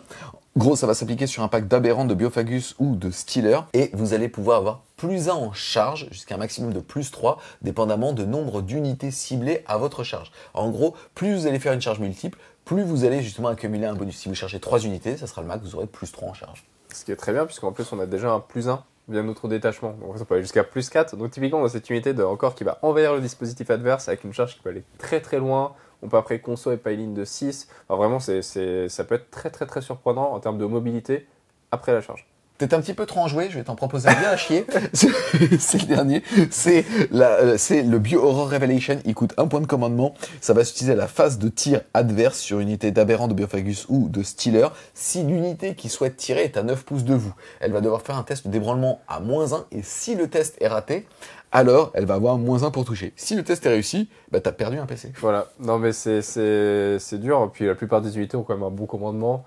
Pour louper un Battle Shock, on est rarement sur mieux qu'une chance sur 2. Donc c'est vraiment un CP perdu pour un potentiel moins un touche. On est même pas sûr que ça aura un impact réel. Non, c'est pas ouf comme stratagème. Yes, c'est marrant, on a fini avec ce détachement. Là, on est quand même vraiment sur de la violence. Enfin, on va envoyer des packs qui vont gagner plus d'une attaque, qui ont, comme tu l'as dit, plus un en force tout le temps. Vous avez un pack qui va pouvoir être infiltré parmi les aberrantes, mais on a aussi des hybrides, puisque les personnages qui sont sujets à ces améliorations, notamment le Biophagus, peut rejoindre ces packs. Il est cool ce détachement quand même. En fait, en termes de rejouabilité, d'un côté, t'as un petit peu plus de finesse et de ressources macro sur le détachement précédent. Et là, t'es vraiment sur la violence, quoi. Là, on est vraiment sur une armée très élite, plutôt tanky, qui va faire très mal au corps à corps, qui peut se projeter avec des grosses charges et après de la conso, voire d'envahir le dispositif adverse. Après, là où je l'aime un peu moins, c'est que c'est vraiment key to double. Ça va être des unités très chères en points. Et ça va être compliqué d'être sûr que ça passe au niveau de l'embuscade du culte pour qu'il revienne. Donc on est vraiment un peu à la roulette, quoi. C'est x2 ou rien du tout. On espère que nos 300 points d'aberrant vont revenir, sinon c'est vrai que c'est vraiment ça de perdu. Donc plutôt risqué, mais pour ceux qui aiment ces figurines et avoir un gameplay avec des unités d'élite, c'est vraiment le meilleur détachement. Yes, on va enchaîner ensuite avec mon chouchou à moi, c'est le Outlander Claw, tout simplement qui va vous donner la règle de Rapid Takeover. En gros, vous allez pouvoir doubler le contrôle d'objectifs des unités Kill to Stealer qui sont montées, donc bien évidemment toutes les bontos et les quads, et aussi tous les véhicules. Les véhicules sont au C2 à 3, pour pas très cher en points, ça veut dire qu'ils vont passer au C6, c'est excessivement fort, et vous allez voir qu'ils sont plutôt bien équilibrés dans ce sens-là. Et aussi, vous allez pouvoir garder le contrôle des objectifs avec vos packs de moto à partir du moment où vous les contrôliez à la phase de commandement. En gros, on appelle ça le sticky objectif, les objectifs boutons. Vous appuyez dessus, et tant qu'une unité ennemie ne vient pas pour vous en priver, alors vous continuez de le posséder. Déjà, c'est un détachement tourné autour des motos et des véhicules, ce qui est chouette. On voyait que le détachement précédent n'était pas du tout tourné là-dessus, donc c'est bien d'avoir ça. Et elles ont même été peu de fois exploitées, tu vois ce que je veux dire, même depuis la sortie de l'armée. Au début, c'était un anti-véhicule très cool, parce qu'il balançait justement des démolitions. Et puis derrière, c'était juste des unités, soit pour faire des cordons, soit pour emprisonner l'autre. Là, le fait qu'il les mette au centre d'un détachement et qu'il y ait un vrai sens à ça, c'est génial. Non, c'est très très bien. Et puis ce sticky objectif, il est très bien, puisqu'on a un mouvement scout sur les motos, donc on peut bouger de 9 en mouvement scout, prendre tous les objets quasiment du centre, puis après repartir en arrière, au contraire, foncer vers l'adversaire pour aller le bloquer, tout en contrôlant ses objectifs du milieu sans ressources dessus. Donc c'est quand même pas mal du tout. Yes, je rappelle qu'à Warhammer 40 000, on contrôle un objectif à la fin de n'importe quelle phase, mais que pour débloquer l'objectif bouton, cette phase doit être la phase de commandement. C'est pour ça que le mouvement pré-partie, surtout avec les nouveaux méthodes de déploiement, où on est beaucoup plus proche des objectifs, et notamment du centre du champ de bataille, pour que toutes les armées du jeu soient éligibles à faire interdire la zone, à faire des actions à 6 boosts, même quand vous bougez de 5 par exemple. C'est ça qui est très intéressant. Non, c'est très bien. Puis juste l'Achille là au C6, ça me fait rire. Genre face à Magnus, hop, et c'est qui le Primarque par rapport? Non, c'est drôle. Tu vas avoir des problèmes quand même. Tu le lis, tu vas avoir des problèmes. La comité S, elle va tomber dessus. Pour maintenant vous présenter le tuning de ces petites motos et les améliorations, on va commencer par la tactique serpentine qui va coûter 10 points, qui va pouvoir se mettre sur une unité montée, donc ça sera uniquement sur le personnage moto, qui va tout simplement être éligible pour son unité ennemie de pouvoir tirer à un tour où il a désengagé. C'est pas mal. Après, généralement, ça reste des unités fragiles, donc on va pas être hyper tanky. Donc je suis pas hyper sûr de l'utilité, surtout que maintenant, quand on désengage et qu'on tire, on peut pas faire d'action. Donc c'est pas le premier bonus que je mettrais. Yes, là on va vous présenter une amélioration extraordinaire, c'est le Data Leash cartographique qui va coûter 15 points et qui va se mettre sur n'importe quel personnage. En gros, tant que le porteur sera embarqué dans un transport, à chaque fois que celui-ci sera utilisé pour tirer, alors on va pouvoir améliorer de 1 la capacité de tir des armes à distance dont on est équipé quand on tire avec ses postes de tir. Je rappelle que dans Warhammer 40 000, il y a même eu des changements, ce qui fait que même quand on n'est pas sur table parce qu'on est en renfort, on est considéré comme étant sur table. Le seul scénario sur lequel on n'est jamais considéré comme étant sur table, c'est dans un transport. Et là, Game Workshop autorise justement une amélioration d'un personnage dans un transport. C'est trop cool. Ouais. Peut-être un peu pété, mais trop cool. Bah, c'est hyper cool parce que c'est une mécanique qu'on n'avait pas du tout. Et donc là, ça va totalement avec l'ADN du détachement. Et là où je vois le pré-combo que je trouve hyper drôle, c'est sur le nouveau, le Bénéfictus, c'est ça? Le petit monsieur qui est là? Bah en fait, il fait deux tirs. Légèrement enflé. Légèrement enflé. C'est vrai qu'il devrait prendre de place dans un transport maintenant que je le vois comme ça. Mais il fait 2 tirs anti-char très vénères, qui sont hasardous, il n'y a que 3 PV. Mais quand on le tire depuis le tank, en fait, ce serait le tank qui prendrait cet hasardous-là potentiellement. Donc là, on aura peut-être 2 tirs qui touchent à 2+, avec le plus 1 hit. Force 12. Pourquoi pas 6? Pourquoi pas 6? Tu leur payes une limo. Tu t'en mets 3 dans un véhicule. Ah oui, 6 tirs. Bah ouais, tu mets les 3 dedans, tu mets les 3, même pas, tu lis pas d'unité. Tu les mets juste dans le... Là, t'as vraiment le tank avec tes tirs de laser, PA-3, in your cover. Et puis qui explose après avoir pété un truc. Et après, je fais triple A, il n'y a plus personne. Mais... Non, c'est vraiment très drôle. C'est un nouveau mécanisme, mais c'est pété. ça peut être pété. Ouais. En tout cas, péter dans ce détachement, c'est bien. Ouais, non, mais c'est bien. Et on va terminer par l'assaut commando, c'est la plus chère des améliorations de ce détachement, puisqu'elle va coûter 25 points, et ça va vous permettre, à partir du moment où vous débarquez d'un transport, de pouvoir relancer les jets de touche au tir. C'est pas mal sur des unités qui sont pas leadées par des primus, donc le primus qui donne full relance des touches, là ce serait pas le cas. Pour débarquer, peut-être avec des charges de démolition, à partir d'un transport, pour être full relance des touches, c'est pas mal du tout. C'est à peu près la seule utilité que je vois. Ou alors un petit pack de néophytes. Ça reste un bonus très bien, full relance des touches. Ça proc potentiellement les létales et les touches soutenues qui peuvent être dans l'unité s'il y a un bénéficus typiquement. Donc c'est pas mal. Ensuite, au niveau du stratagème, maintenant on va découvrir qu'à chaque détachement, on va avoir un stratagème un petit peu similaire qui va vous permettre, à partir du moment où une unité arrive à 9 pouces de vos petits pions de respawn, de pouvoir justement quand même le déplacer et ne faire en sortir que l'unité thématique du détachement. Dans le détachement précédent, c'était les Steelers. Dans celui-ci, ça va être les motos, les Jacos. C'est pas mal, ça permet de sauver typiquement ces unités de moto qu'on a envoyées très tôt dans la partie se faire sacrifier pour bloquer l'adversaire et les faire revenir de manière fiabilisée si jamais l'adversaire est venu prendre le blip. Et puis même ça peut faire des sacrées surprises. Donc, l'adversaire qui pense venir t'annuler le blip et finalement après avoir fait tous ses mouvements, tu le replaces derrière sa zone de déploiement ou même des trucs comme ça peut être vachement drôle. Ouais, complètement. Ouais. Donc ça amène des tricks et peut-être même que des fois des adversaires ne vont pas aller supprimer nos blips par peur qu'on le dépolarise et qu'on l'emmène à l'opposé de là où il voulait. Donc c'est pas mal. Hors de la portée de vision, de fin de tir et ainsi de suite par exemple. Ouais. Ensuite, on va avoir l'équipe dévouée qui va coûter 1 PC. Ça va s'utiliser sur les Goliath Rock Grinder, donc c'est-à-dire le véhicule qui tire fort, ou alors le Goliath Truck, c'est-à-dire la version de transport. Et celui-ci, pendant toute la durée de la phase de tir ou de combat, va avoir -1 dégâts. C'est bien. Dès que l'adversaire tirera ou tapera dégâts 2, on aura envie de faire ça pour diviser par 2 la létalité. Et c'est bien parce que nos tanks pas mal, ça y va à 3. Pour des cultes gênés, on est content d'avoir ça, donc ça permettra vraiment de potentiellement tanker, puis après de contre-close avec un Grinder qui est bien burné pour se venger. C'est ça. Ensuite, on va continuer avec le Close Range Shot Out. En gros, il vaut 1 PC celui-là. On va l'utiliser à sa phase de tir sur une unité montée ou véhicule. Et celui-ci, si la cible de son tir est à moins de 18 pouces, va avoir touche fatale. Moi, je le trouve pas incroyable. Malheureusement, ça marche que sur les motos. Le pack de motos a pas assez de tirs puissants pour vraiment faire mal. Alors, lui donner le touche létale, ça va pas beaucoup l'aider non plus. Donc, pas hyper utile. Yes. Ensuite, on va avoir la feinte rapide pour 1 point de commandement. On va pouvoir l'utiliser sur les Achilles, Ridge Runner ou les motos.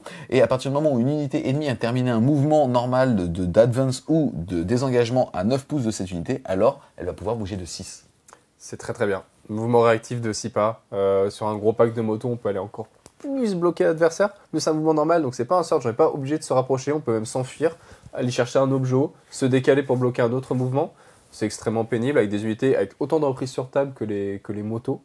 Franchement, l'adversaire va forcément rentrer à 9 pas et forcément va le bloquer. Non, c'est un très bon stratagème. Yes, ensuite on va voir la manœuvre défensive qui ne marche qu'au tir, ça vaut 1 PC, on va l'utiliser après qu'on ait été pris pour cible d'une attaque de tir sur un Achille Ridge Runner ou les motos, et on va avoir une invulnérable à 4. C'est bien. On avait un problème avec les motos, c'est qu'on tankait pas trop. On était là avec nos petites motos, pas d'invue, pas beaucoup de PV. Voilà, 1 vue à 4, allez paf, tout est tir avec beaucoup de PA, même avec de linear cover, c'est pas ouf. Et en plus, on a gagné un nouveau mot-clé de stealth, donc de -1 touche sur tous les motos dans ce codex. Donc là, on aura -1 touche, 1 vue à 4, avec des gros packs à 24 PV. Non, c'est vraiment très fort. Yes, puisqu'on rappelle en gros que si jamais vous maximisez le nombre de motos, vous avez automatiquement des quads dedans. Oui. Et donc, c'est des buffers à PV. Enfin, en gros, c'est des figurines qui vont permettre de tanker justement pour pas mettre les points de vie sur vos motos. Et on va terminer avec un PC, le fait de pouvoir, à la fin de la phase de combat adverse, si jamais vous avez une unité montée ou une unité véhicule, et qu'il n'y a pas d'unité ennemie à côté de vous et que vous êtes à 9 pouces d'un des bords du champ de bataille, d'être remis en réserve stratégique. Ça, c'est très bien. On a envie d'arriver de chaque côté, de menacer. En plus, quand on arrive des blips, on est forcément à 6 pas d'un bord de table, donc on pourrait repartir en réserve de manière automatique. C'est le seul détachement qui, de manière automatique, repart en réserve. Puisqu'on a vu que celui qui était retourné dans les ombres, c'est seulement quand on se fait tirer dessus. Donc là, on peut vraiment prévoir ça et prévoir en fin de partie d'arriver dans les réserves de l'adversaire. On a fait le tour de tous les détachements, on va dire, du culte Genestealer tel qu'on le connaît. Là, maintenant, on va passer au détachement qui permet de jouer avec des Brood Brothers, c'est-à-dire de jouer avec l'Astra Militarum à la garde impériale. Mais juste avant, je voudrais qu'on vienne un petit peu sur ces détachements. On a vu des détachements qui étaient basés, on va dire, sur le tir quand on sortait des renforts. On a vu aussi un détachement qui permettait de jouer des vagues et des marées de cultistes, mais qui vont quand même puncher parce que on a vu le crit 5, on a vu plein de choses dedans. Ensuite, on a vu la létalité au corps à corps. Et là, on voit justement des mécanismes mécanisme de mouvement, de moto, de deny d'objectifs primaires avec des motos qui vont être au C2. C'est rigolo parce que en fait on est exactement dans le même type d'archétype que le tyrannide. Tu vois ce que je veux dire? Codex qui manque un petit peu de punch, mais avec plein de détachements différents pour essayer d'aller dans une optique. Maintenant, si jamais je retourne vraiment dans l'optique là des motos, est-ce que tu penses que le Cult Genesis est une bonne armée pour faire du move block et ce genre de trade, tu vois ce que je veux dire, pour empêcher l'autre de bouger, revenir systématiquement? On est aussi dans l'ère où maintenant, quand on est joueur 2, les missions secrètes nous permettent de nous prémunir contre le retard des points qu'on va accumuler. Qu'est-ce que tu penses de ce genre de détachement? Est-ce que les outils sont suffisants? Carrément, je pense que c'est l'une des choses que le Cult Jester fait de mieux, c'est d'envoyer des marées de cultistes, et comme on peut revenir avec d'autres unités, on n'a pas tellement peur d'envoyer des trades early, c'est-à-dire en début de partie, ils perdent beaucoup de points, puisqu'ils peuvent potentiellement revenir, et au final, le plus l'adversaire est bloqué chez lui, le moins il va niquer tes blips chez toi. Donc au contraire, ça encourage ce gameplay-là, et le détachement moto le fait très bien, puisque les 10 packs des 10 motos, c'est quand même des socles énormes, qui prennent énormément de place sur table, qui peuvent avancer avec leur mouvement scout, puis après bouger, potentiellement charger, et faire le mouvement de 6 pas en réaction à sa phase de mouvement adverse. Ah mais la géométrie est ingérable, c'est pire que du GK je pense en face, tu vois Ouais. ce que je veux dire, parce que t'as encore plus de modèles. C'est vraiment extrêmement frustrant, surtout si l'adversaire en face ne vole pas, c'est-à-dire qu'il va vraiment se retrouver face à 10 motos qui vont le bloquer face au décor, etc. Non, c'est vraiment très bien. Avec le recul qu'on commence à avoir sur cette saisonnalité et les 5-6 rapports de bataille qu'on a tournés, on se rend compte que les armées de move block restent encore très efficaces si l'adversaire est joueur 1. Parce que certes, tu vas moins le move block, mais comme tu vas jouer systématiquement en réaction et que tu contrôleras aussi le primaire, tu l'empêcheras potentiellement de juste sortir d'une égalité. Tu vois ce que je veux dire? Carrément. Non, mais je pense que le Cult Stealer joue bien le late game grâce à ça et grâce à son embuscade du culte.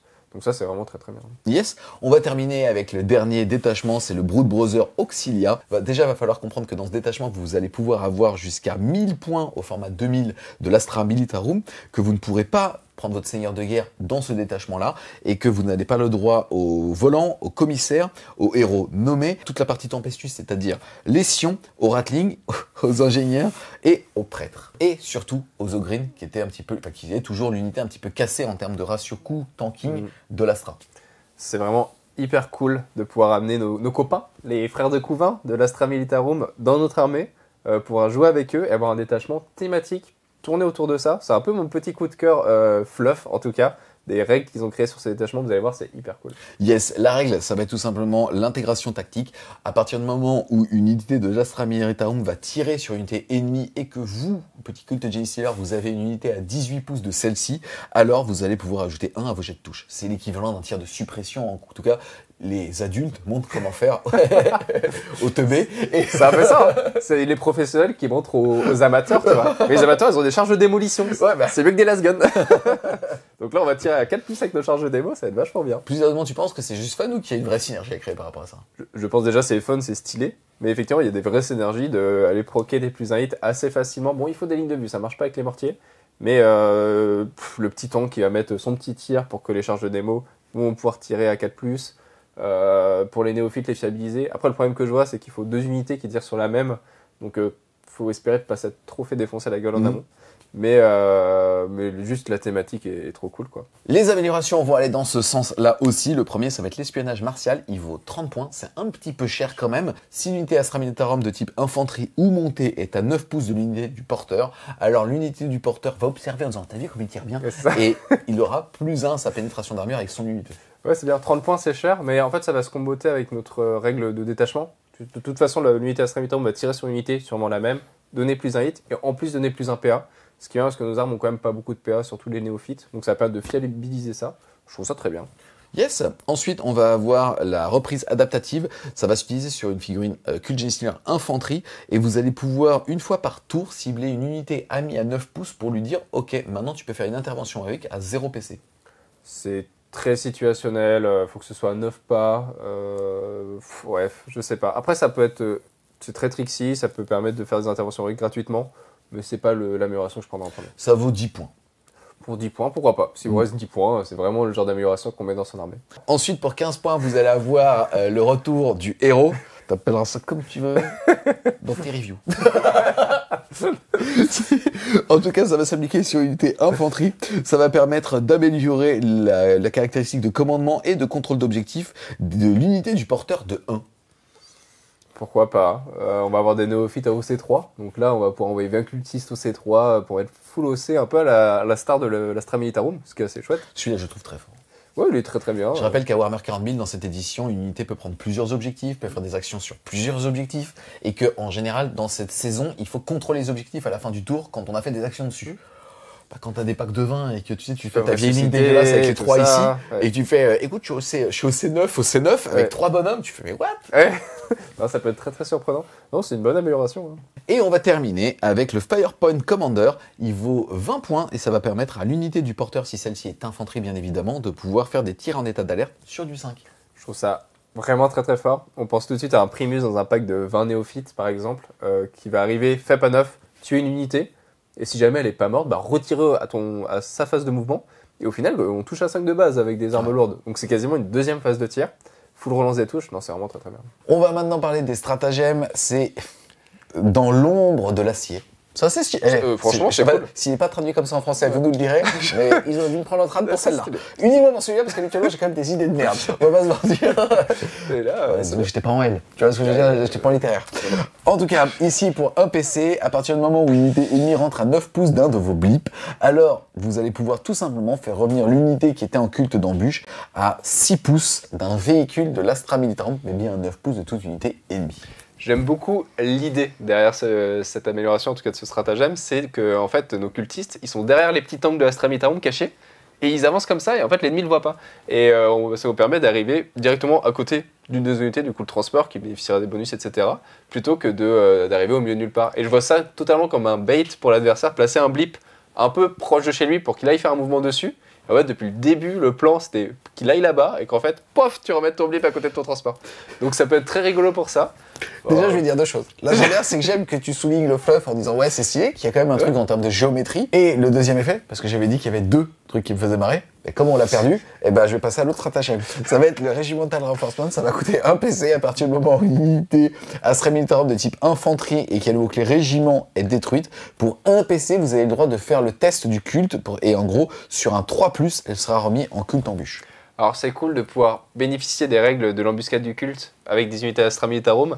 Après le fait que ce soit sur un 3+, je vois très bien tu vas payer un PC, faire 1 et 2. Tu auras juste perdu un PC. Mais tu sais, c'est comme tous les PC de merde où en fait, en gros, pour un PC, j'ai le droit de te faire un test et si tu le rates, t'as moins un touche. Bah voilà. Mais sinon, bah dans ton cul. Bah voilà, bah c'est dommage. Mais après, c'est rigolo, on va avoir des packs d'infanterie du culte, de l'Astra Militarum, c'est pareil, qui vont revenir et pourquoi pas. Ensuite, on va avoir un stratagème assez intéressant par contre qui va s'appeler Suppress and Overwhelm, qui va coûter 1 point de commandement. Ça va se utiliser à la phase de tir. On va choisir une unité Astra qui va tirer.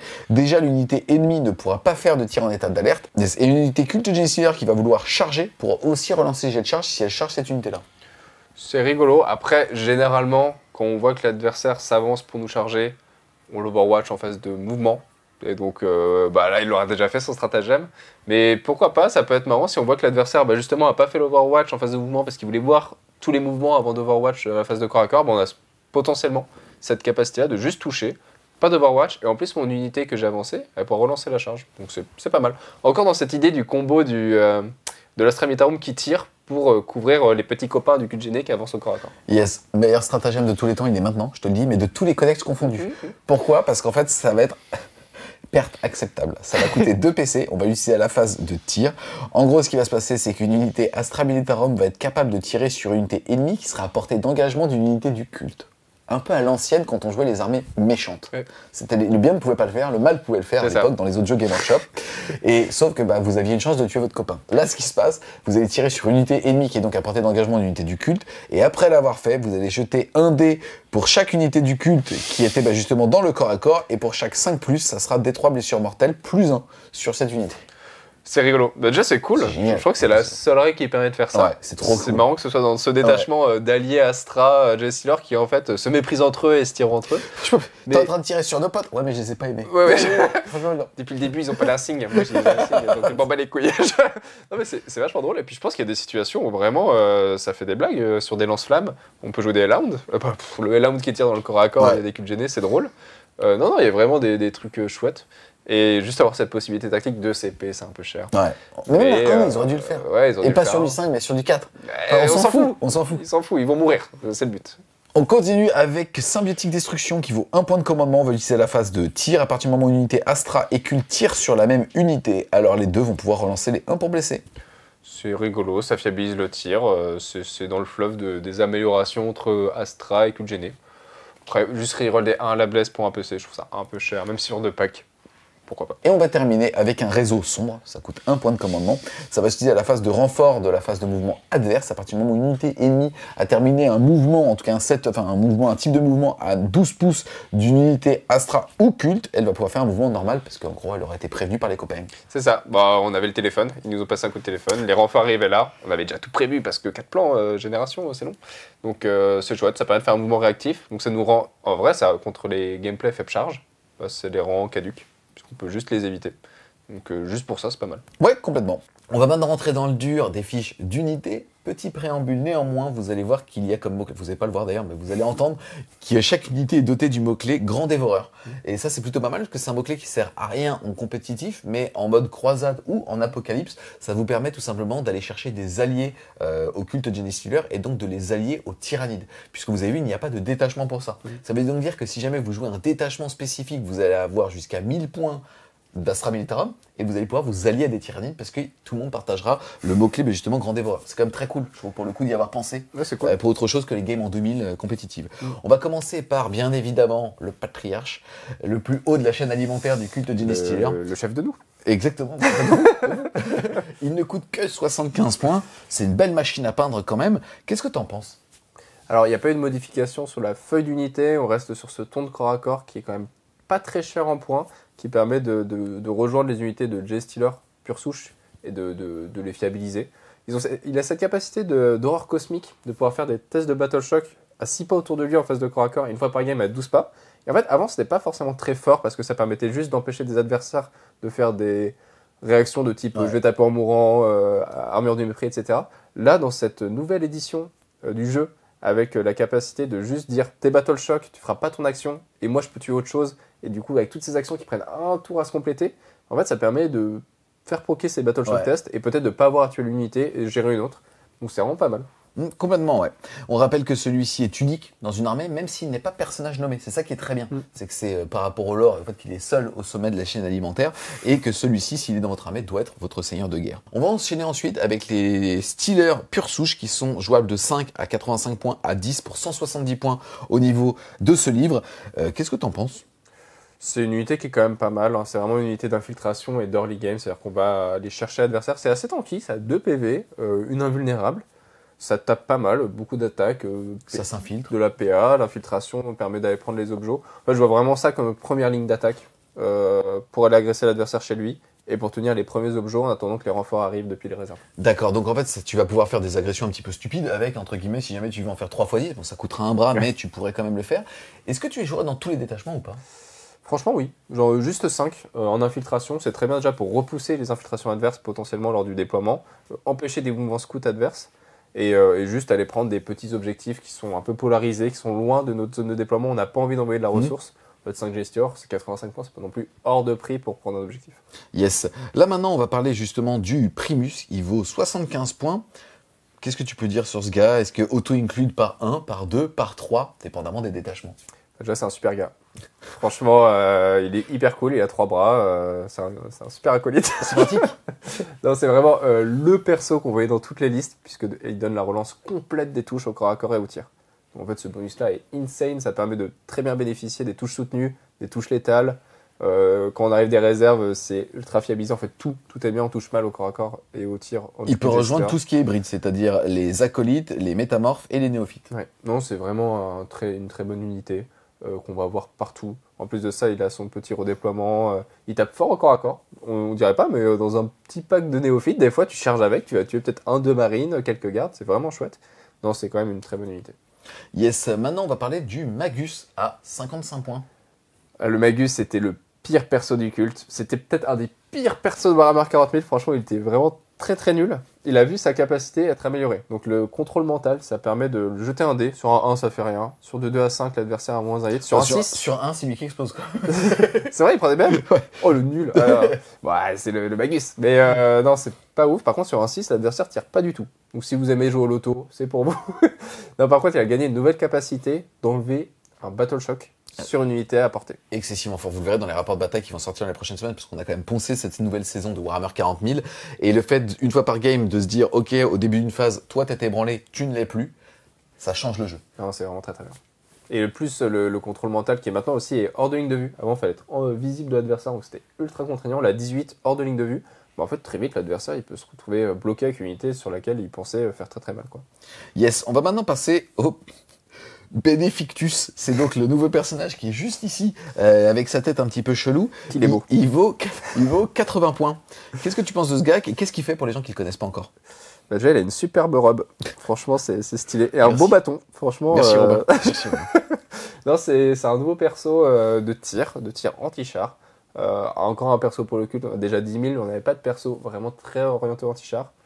Là où je l'aime pas trop, c'est comment il a été pensé dans ses capacités. Il a une capacité de tir qui peut rendre son tir hasardeux, mais il a que 3 PV. Donc si jamais on le joue pas dans un transport, bah sur un 1, on le perd, le pauvre bébé.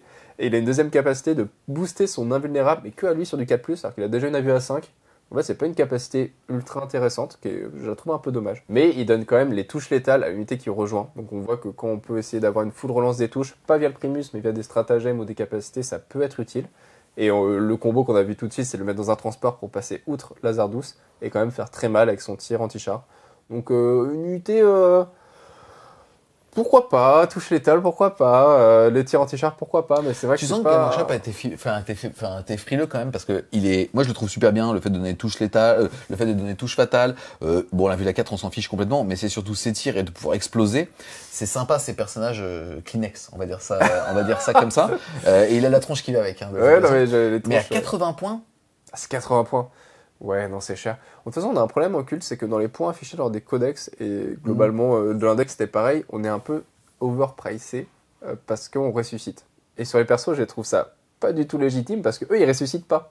Donc, je comprends pas trop pourquoi ils coûtent aussi cher pour 2 petits tirs, 3 pauvres PV, une invue qui est que pour lui. Alors, certes, il donne touche létale, mais il va donner touche létale sur des packs de néophytes qui font pas non plus 4000 tirs. ouais. Donc non, j'espère que dans le Monitor Room Field, il baissera en points et qu'on puisse vraiment avoir des persos qui correspondent en fait aux points de Ouais. cette faction. Je suis d'accord. Un de mes coups de cœur, ça va être le Sanctus maintenant. Il est que à 50 points pour le coup dans le livre. Et il est trop cool puisque vous allez dire que pour 50 points, vous allez avoir un putain d'assassin de corps à corps et je trouve ça trop anxiogène. Tu vois ce que je veux dire?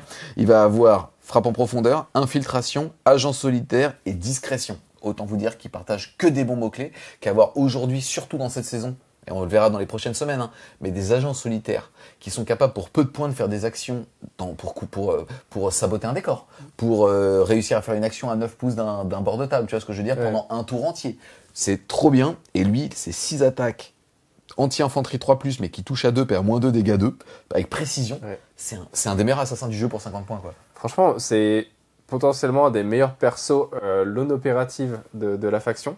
Il coûte pas cher en points et j'aime bien parce que c'est aussi quasiment 2 datasheets en une. Parce qu'en fait, il a une spécialité sniper, une spécialité petit couteau de corps à corps. Et dans les 2 cas, il a des capacités qui diffèrent. On a le sniper qui est dégâts 3 type Psyker 2+, qui est passé force 7. Il a été aussi buffé sur toutes ses capacités. Il peut être full relance des touches et des blessures sur un perso qu'il a choisi. Lui, il l'aime pas, il va aller le buter. Donc ça, c'est quand même très fort. Et donc, avec le sniper, il peut faire un mouvement normal pour se cacher après un mouvement adverse qui est arrivé à 9 pas. Donc je trouve ça vraiment très très bien avec une unité non opérative qui fait très bien les actions. On peut se mettre au milieu de la table, faire son action, l'adversaire va s'approcher pour nous tuer. On rebouge derrière son décor, on est toujours non opératif, c'est vraiment très bien. Et la spécialité du petit assassin à dague, c'est qu'il peut jamais être cible d'Overwatch. C'est vraiment la faiblesse de cette figurine parce qu'en fait, n'importe qui en Overwatch, dès qu'il y avait un peu de fiabilisation ou de touche auto, il se faisait laver. Là, l'adversaire ne pourra pas du tout Overwatch, donc il pourra d'aucune manière se prémunir de cette charge sur son petit perso, avec le précision 3+, full relance des touches, full relance des blesses. C'est vraiment très très bien. Yes, on enchaîne ensuite avec le Nexos. Pareil, figurine qui vaut pas très cher puisque lui vaut 45 points. Lui, il va avoir 2 règles. La première, c'est que pour lui et son unité, on va pouvoir diminuer le coût des stratagèmes de 1 jusqu'à un minimum de 0. Donc voilà, une fois par ronde de bataille. Et aussi, il va avoir l'infiltration du culte. Tout simplement, il va pouvoir bouger un blip, donc un pion de respawn, au début de chaque phase de commandement, amis et ennemis, pour ça. Ouais, il a été un peu nerfé par rapport à sa version Codex. Avant, il permettait de dupliquer les stratagèmes et en plus de l'avoir gratuitement. Pas juste moins 1 CP, donc sur les stratagèmes à 2 CP, c'était vraiment très bien. Bon, après, ça reste un perso pas cher qui prend bien les améliorations, qui peut permettre de bénéficier des stratagèmes tactiques de bataille pour moins 1 PC, qui est quand même bien. On voit qu'il y a beaucoup de stratagèmes qu'on a envie d'utiliser, donc là, ils seront gratos. Mais c'est vrai qu'il y a peut-être des persos un peu mieux. Yes, et je vais te poser la question maintenant, parce que je trouve que c'est le premier perso où je trouve que son écriture nous permet de se dire, ok, est-ce qu'on a réellement envie de jouer ce gars? Parce que pour l'instant, tous les personnages, on peut avoir envie de les jouer dépendamment de l'optique. Lui, première anecdote déjà, c'est que au niveau de son socle, je rappelle que l'hologramme représente pour de vrai le siège de Game Workshop. J'ai des images qui le prouvent avec un drone. C'est pas moi, bien évidemment, qui le pilotait, c'est quelqu'un qu'on ne connaît pas et qui n'a pas d'existence officielle, mais qui a volé à plus de 100 mètres, ce qu'il n'avait pas le droit de faire au-dessus du siège de Game Workshop pour vérifier cette information. Personne n'a fait ça. Pilote de drone semi-professionnel. Semi-professionnel parce qu'il n'y a pas de diplôme pour ça. Donc tu t'auto-programmes, pilote semi-professionnel. Voilà, je vous mettrai les petites images à la limite qu'on va trouver sur le net. C'est ça. Professionnel cette fois-ci. Je ne sais pas. Mais plus sérieusement, est-ce que tu ouvres Assassinat systématiquement à ton adversaire quand tu joues culte? Et est-ce que typiquement ce genre de choix est justifié pour un Nexus? Bah, le problème, c'est qu'on a énormément de personnages dans le culte qui coûtent pas très cher, donc on a envie d'en mettre beaucoup. Et en même temps, on a des personnages non opératifs, on a des personnages leaders d'unité. Et à un moment, il va falloir faire un choix. Et on verra que parmi nos 4000 personnages, il y en a des quand même moins bons avec des rôles moins définis. Et peut-être que Nexus rentre dans cette catégorie. Yes, et toi, le fait pour son pack spécifiquement d'utiliser des stratagèmes à 0 PC, alors que tu pourrais avoir une full relance des touches, pas ébranlé à 12 pouces, ce genre de choses, Ça, en tout cas, c'est moins intéressant. Après, il faut avoir les stratagèmes tactiques de bataille si on veut les spammer pour pas cher. Pourquoi pas dans certains détachements le jouer. Ok. Mais là, tout de suite, il me donne pas envie. Et en plus, son mot-clé de Nexus ne bénéficie à aucun des détachements. Contrairement au Biophagus, au Primus, de la Chaos Noire, du Magus, on a pu voir qu'ils rentraient leurs mots-clés sur certains détachements. Ouais. Lui, c'est un peu l'oublié de la bande. D'accord. En tout cas, on va enchaîner avec le Clamavus, personnage qui coûte encore moins cher parce que lui, il coûte 40 points. Il va avoir comme première capacité le fait qu'on ne peut pas arriver des renforts à 12 pouces de lui, pas de son unité, mais de lui. Et comme deuxième aptitude, la capacité à sa phase de commandement de choisir ce personnage, choisir une unité ennemie à 18, elle n'a pas besoin d'être visible, et de forcer cette unité à faire un test d'ébranlement. C'est pas mal. Alors cette capacité à faire un Battle Shock test à un adversaire, c'est vrai que ça 18 passes en phase de commandement. Donc quand on arrive des réserves, on l'utilisera pas forcément. Après, je le trouve hyper utile dans sa capacité à repousser à 12. C'est la seule figurine de l'armée qui permet de faire ça. Et on voit qu'il y a une certaine prolifération des factions qui peuvent arriver à 3, à 6 pas de toi et pouvoir repousser ta backline et être sûr, je suis safe, personne n'arrivera ici. C'est quand même vachement bien. Yes. Ensuite, on va parler du Locus qui vaut 60 points. C'est marrant parce qu'on parlait tout à l'heure justement du Nexus et on se disait est-ce qu'on a envie d'avoir ça et tout. Là, je trouve que c'est typiquement la même chose sauf qu'il est tellement bien écrit que tu vas te poser la question. Lui, pour son coup en points, il va tout simplement donner frappe en premier à l'unité qu'il va rejoindre. Il va avoir des petites règles comme quoi quand il la rejoint l'unité, il va avoir un insensible à 4 et ainsi de suite. Mais c'est un petit body qui donne tape en premier à une unité soit d'acolyte, de métamorphe ou de néophyte. C'est surtout pour le tap toujours en premier. Ça peut être très très bien sur des hybrides métamorphes qui sont des unités de corps à corps sur des match-ups de corps à corps. Après, c'est une tech très spécifique, c'est chouette d'avoir la possibilité de la prendre sur des match-ups de corps à corps, de pouvoir taper en premier. Ça peut être extrêmement pénible sur des armées qui pensent venir t'éclater et qu'en fait, au corps à corps, tu peux juste les laver. C'est pas mal. Après, c'est vraiment un choix tech par rapport à la faction, par rapport à la méta actuelle. Yes. On continue avec une unité qui a été complètement rééquilibrée de la part de Game Workshop parce qu'elle était bien con. Elle a failli me faire stop la V10. Ouais, je commençais, j'arrêtais. Avec le Reductus Saboteur qui lui va coûter 65 points. En gros, c'est un saboteur qui va avoir la frappe en profondeur, l'infiltration, l'agent solitaire et la discrétion. Que des bons mots-clés pour 65 points, surtout vu cette saison, j'en ai déjà parlé. Mais sa principale caractéristique, c'est le fait qu'il va pouvoir utiliser le stratagème pour 0 PC, donc faire une source de mortel non négligeable. Il va aussi pouvoir, une fois par partie, à partir du moment où une unité ennemie arrive à 9 pouces, et ça a été corrigé parce qu'avant c'était 12. Donc imaginez un agent solitaire qu'on peut prendre pour cible qui a 12 pouces, et dès qu'on rentre dans les 12, il vous fait péter la tronche. Là maintenant c'est 9, au moins on a 3 pouces, un petit peu de buffer, avant justement de prendre D3 plus 3 blessures mortelles sur du 2+. Faut imaginer que ces petits malins s'amusaient à en mettre 3 dans leur liste d'armées, un tous les 12 pouces, et dès que le mec avançait, et ben c'était systématiquement D3+3, et vous pouviez raser quasiment n'importe quel pack qui s'avançait le premier, quoi. Et il y avait des armées qui n'avaient pas de contre-mesure pour ça. Bon, là ça a été rééquilibré de la part de Games, parce que maintenant c'est 9 pouces au lieu de 12. Est-ce que tu joues toujours? C'est ça la vraie question. Bah, on est toujours dans un peu la même unité que le Sanctus, c'est-à-dire que c'est des personnages qui vont faire très bien les actions parce qu'ils sont non opératifs. Si jamais l'adversaire s'approche très proche, alors effectivement, il y a toujours ces 3 pas de je suis en sécurité, je peux tirer sans me faire péter la gueule. Mais non, ça reste une très bonne unité. Il a une charge de démo. Alors c'est là sur cette datasheet qu'on voit le premier nerf des charges de démolition qui ont perdu 3 points de force, donc qui sont que force 9, qui sont pas D6+3 mais juste D6. Après lui, il touche très bien avec cette charge de démo, mais c'est vrai qu'il tape moins fort. Le stratagème grenade gratos, c'est une très bonne capacité pour faire des dégâts. Et puis il a toujours son tir sans ligne de vue qui est extrêmement pénible quand on a des figurines qui coûtent pas cher en points et qui tankent pas trop. Donc non, ça reste une très bonne unité, mais elle sera moins frustrante. C'est vrai qu'avant, il y avait vraiment cet aspect je peux rien contrer, je vais prendre les dégâts dans tous les cas. Là, il y a des sources pour le contrer. Yes. On va enchaîner ensuite avec une pépite, entre guillemets, le Biophagus, qui a été bien rework, puisque celui-ci, maintenant, on en a parlé dans le détachement des aberrantes, déjà peut rentrer dedans, puisque c'est une figurine qui va pouvoir rentrer dans les acolytes, les métamorphes et les néophytes hybrides. Il ne coûte que 45 points et va surtout donner touche létale à l'unité qu'il rejoint. C'est un très bon accompagnant des aberrants. C'est un des seuls persos avec l'abominant qui peuvent rentrer dans les aberrants. Il va leur donner la capacité de touche létale, ce qui est pas mal parce qu'on n'a pas une force très élevée, surtout contre des gros tanks. Donc au moins on aura quelques blesses qui passeront dans tous les cas. Et en plus il y a son petit familier qui peut donner plus 1 à la blesse contre l'infanterie.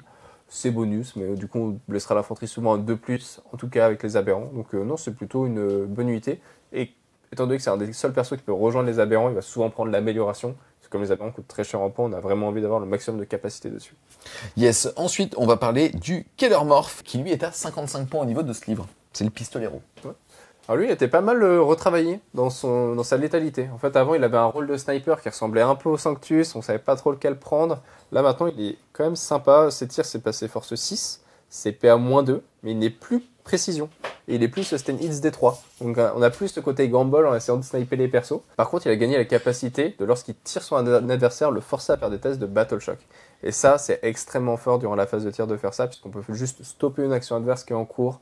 On peut stopper les possibles réactions qu'il va faire en phase de tir ou en phase de charge. On peut même carrément empêcher parfois, en le rendant ce Battle Shock, d'empêcher des rip-hop. On pense aux Tyrannides, on pense à l'Astra Militarum. Comme en fait ils vont être ébranlés, ils vont pas être capables d'être pris pour cible du stratagème à 2 PC qui permettent d'être mis en renfort. Non, c'est vraiment très très bien. Et en plus de ça, il a gagné une nouvelle capacité, c'est que lorsqu'un un mouvement adverse finit à 12 pas, pas 9, à 12 pas de lui. On n'a jamais vu cette itération, c'est très bien. C'est vraiment très très fort. En plus, lui, il est non opératif, donc si l'adversaire veut créer de la létalité sur lui, il doit arriver à moins de 12 pas, lui, il va pouvoir tirer, t'es un peu proche de moi, je te tire dessus. Normalement, donc ça touche à 2 de base, quoi.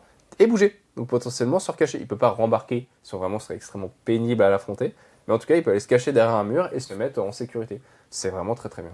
Yes, on va enchaîner ensuite avec le porte-bannière de l'armée, l'acolyte Icon Ward, qui lui vaut 50 points et va permettre déjà de donner un insensible à douleur à 5 dans le pack qui rejoint. Il peut rejoindre tout ce qui va être hybride.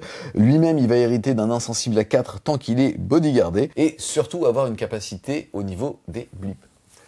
C'est très bien, c'est un peu notre assurance vie, quoi. C'est si jamais on a un blip, on n'a plus de CP pour utiliser nos stratagèmes qu'on a pu voir auparavant pour le permettre de le redéplacer, en fait on pourra quand même en redéplacer un sur des unités extrêmement critiques qui valent cher en points. C'est quand même chouette d'avoir cette capacité-là. Puis il donne aussi le Philopane à 5 sur des gros packs de néophytes, ça peut être très pénible, ou même dans des hybrides métamorphes. Les hybrides métamorphes, ça passerait leur Philopane de 5 à 4+.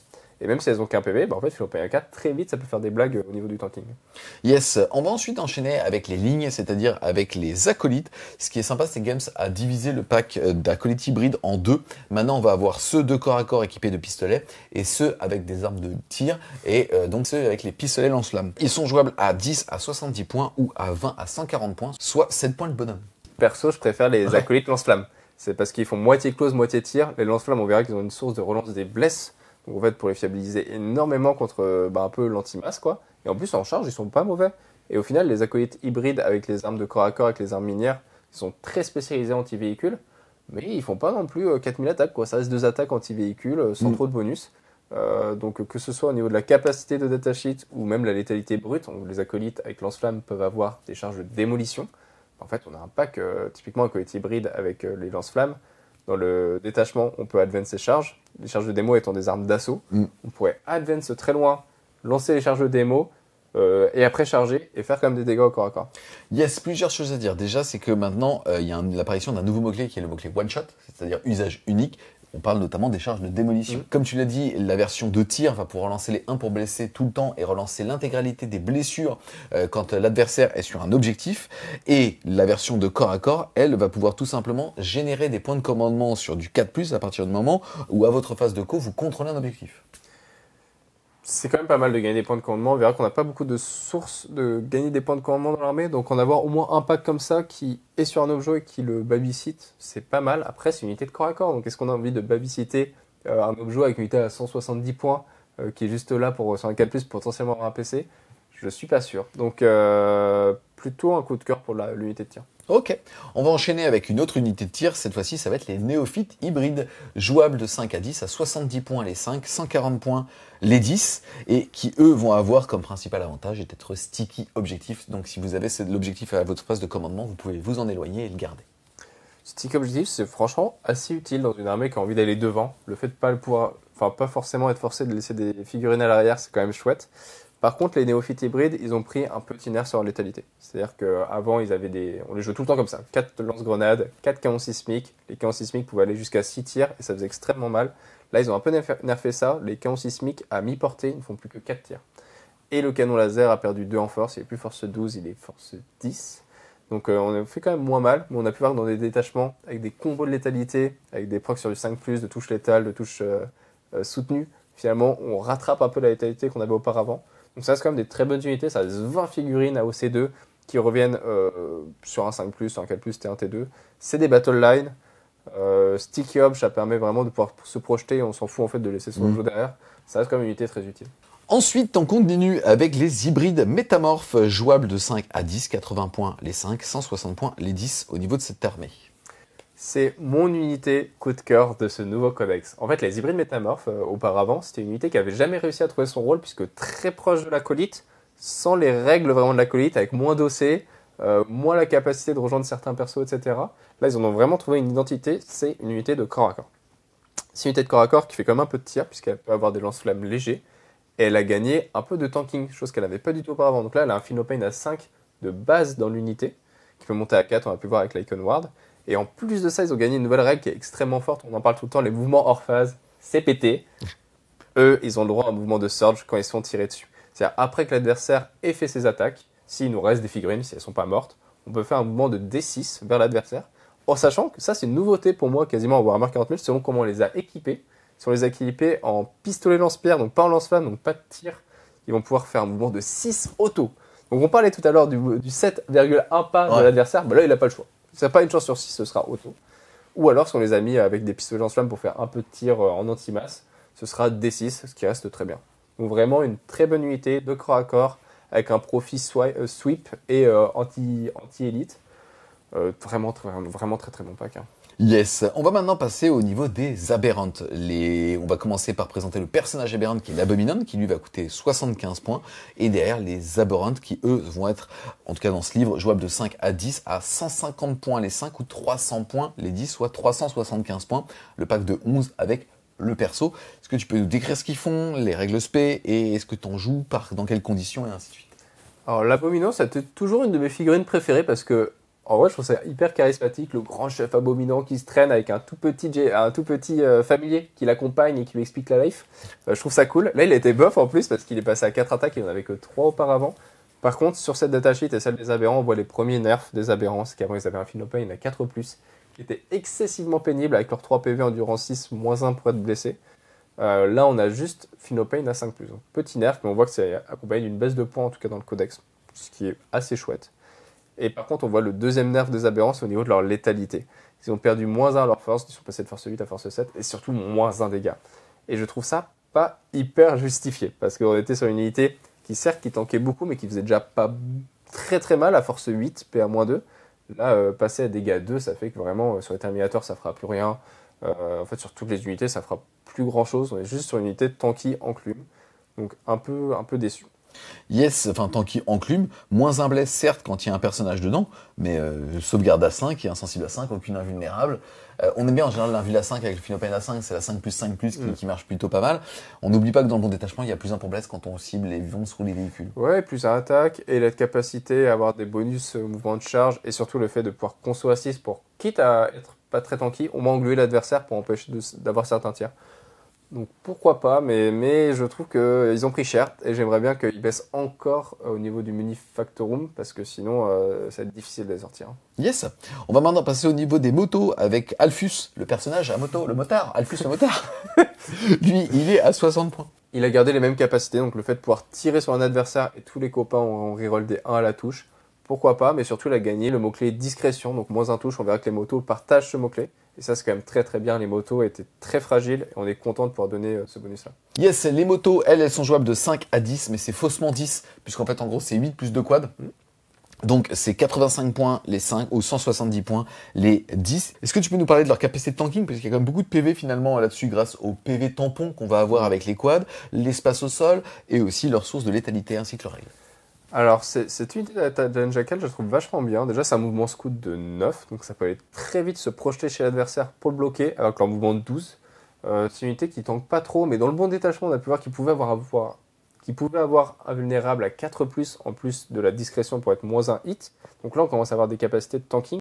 Et sur leur létalité, c'est une unité qui, lorsqu'elle bouge à portée d'un adversaire, vont pouvoir faire des mortels avec leur capacité générique. Ils ont le mot-clé grenade, donc à ça on peut rajouter encore un stratagème grenade. En plus de ça, ils closent pas trop mal parce qu'ils ont des armes énergétiques sur certains d'entre eux, donc PA-2, ça peut faire du close. Mais je les vois vraiment comme une unité de swarm et de bloquer l'adversaire chez lui, avec quand même pas mal d'OC. On voit que dans le détachement, il passe à OC2. Donc je le vois forcément dans le détachement véhicule et moto, où là ils vont avoir toute leur quintessence de tanking, de tricks au niveau des mouvements et d'OC.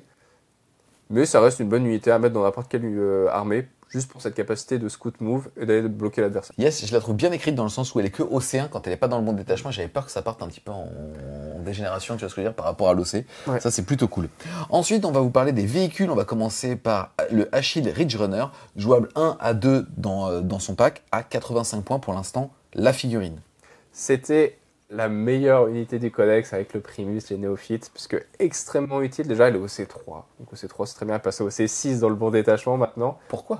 Je sais pas, c'est le fier Achille et comme ça. Non mais c'est vraiment une très bonne unité. Elle est save à 3, 8 PV, franchement, hyper tanky.